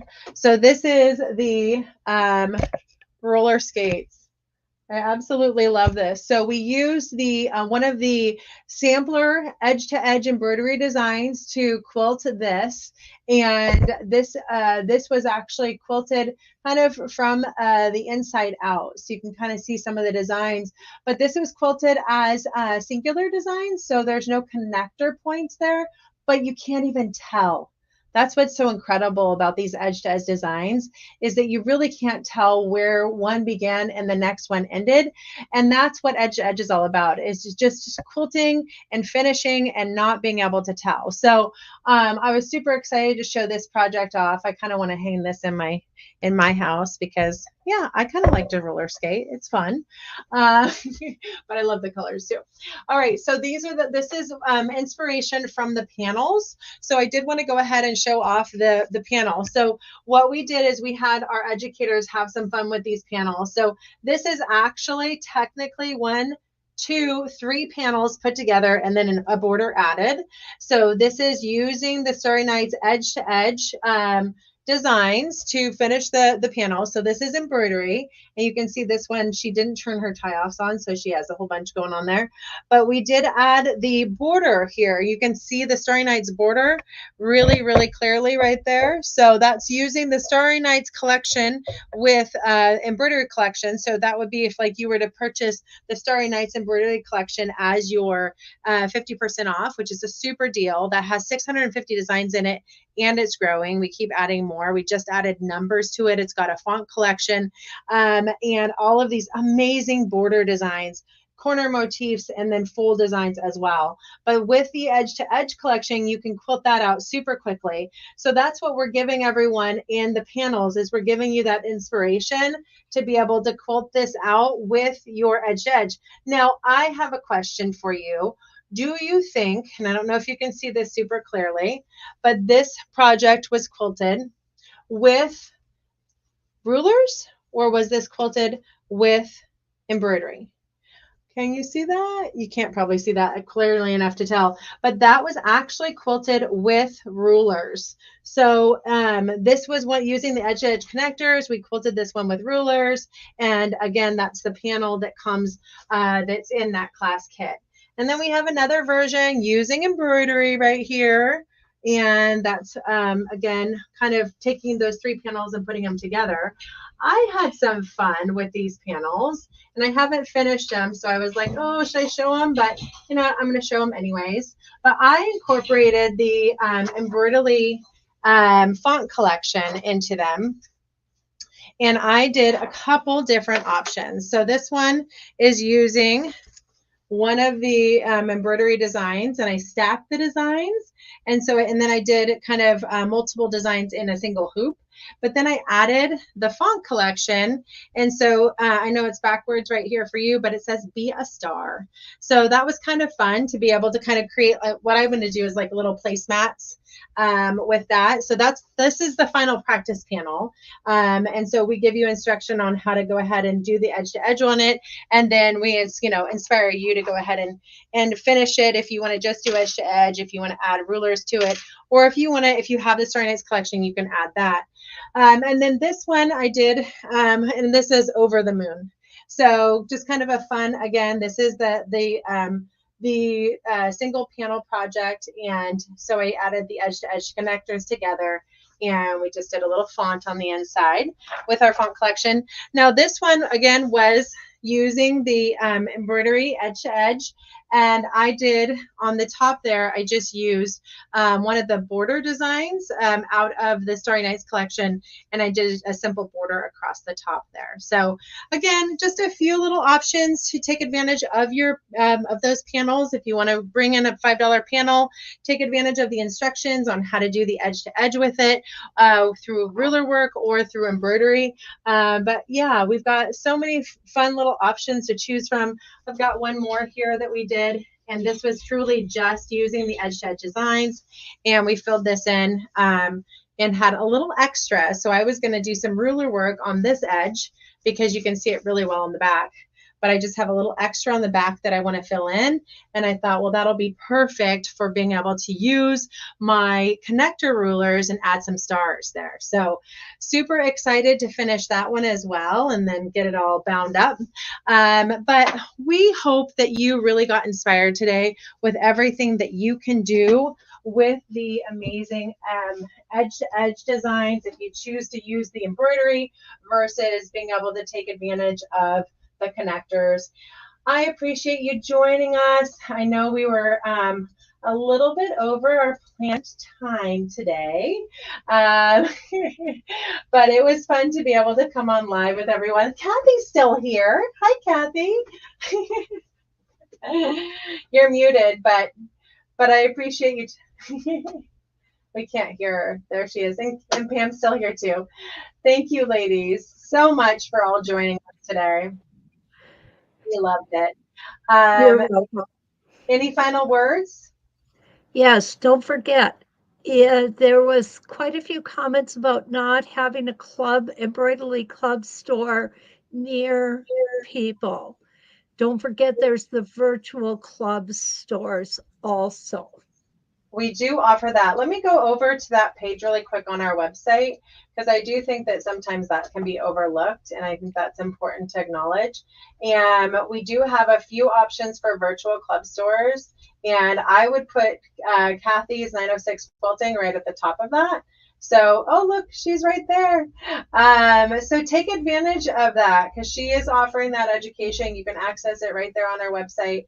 We've got, for those of you in Australia, we've got Punch with Judy.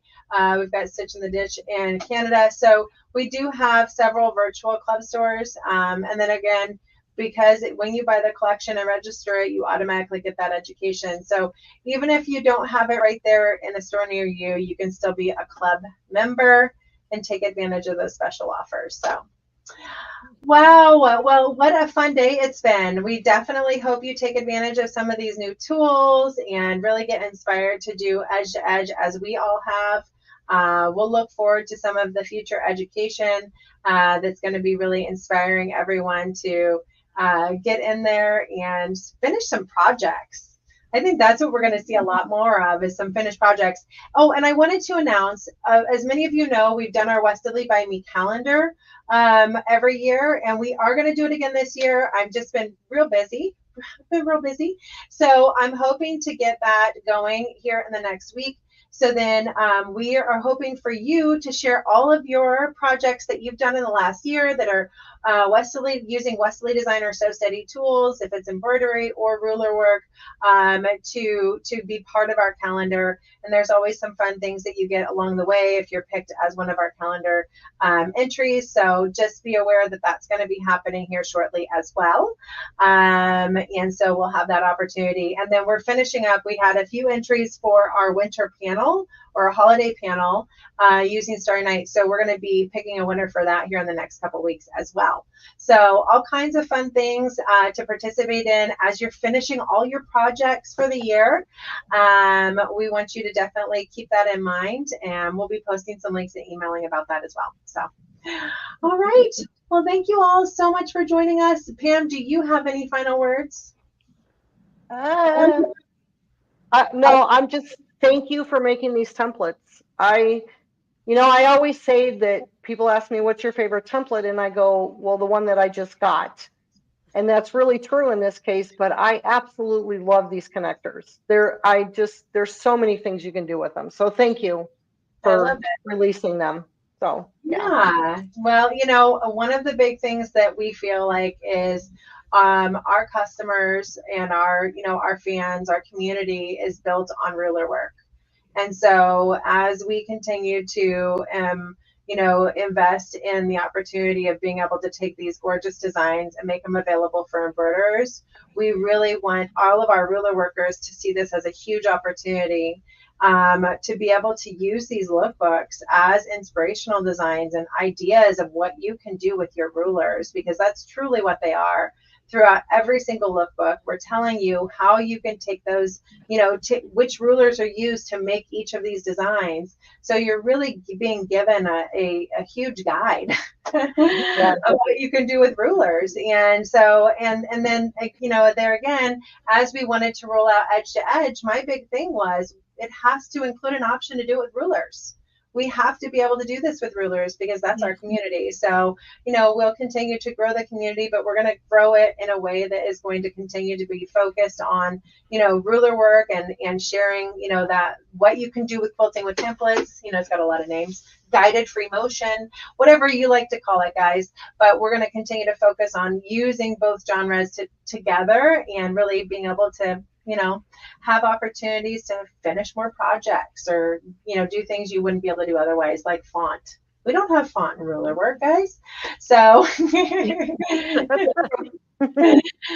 all right. Well, again, thank you for joining me. I will stop rambling. We'll look forward to having you rewatch this as many times you like. And we'll be announcing our winners via email on Monday for the grand prizes. So if you come to Houston, stop by and see our booth. You can see all those lives in person. We'll be at booth in the 800, 900 aisle, right on the main aisle through festival. So thank you all so much. And thank you, Kathy and Pam, for your amazing education today. We'll look forward to hopefully seeing y'all again this next week for more great education. Thank you, guys. Bye-bye.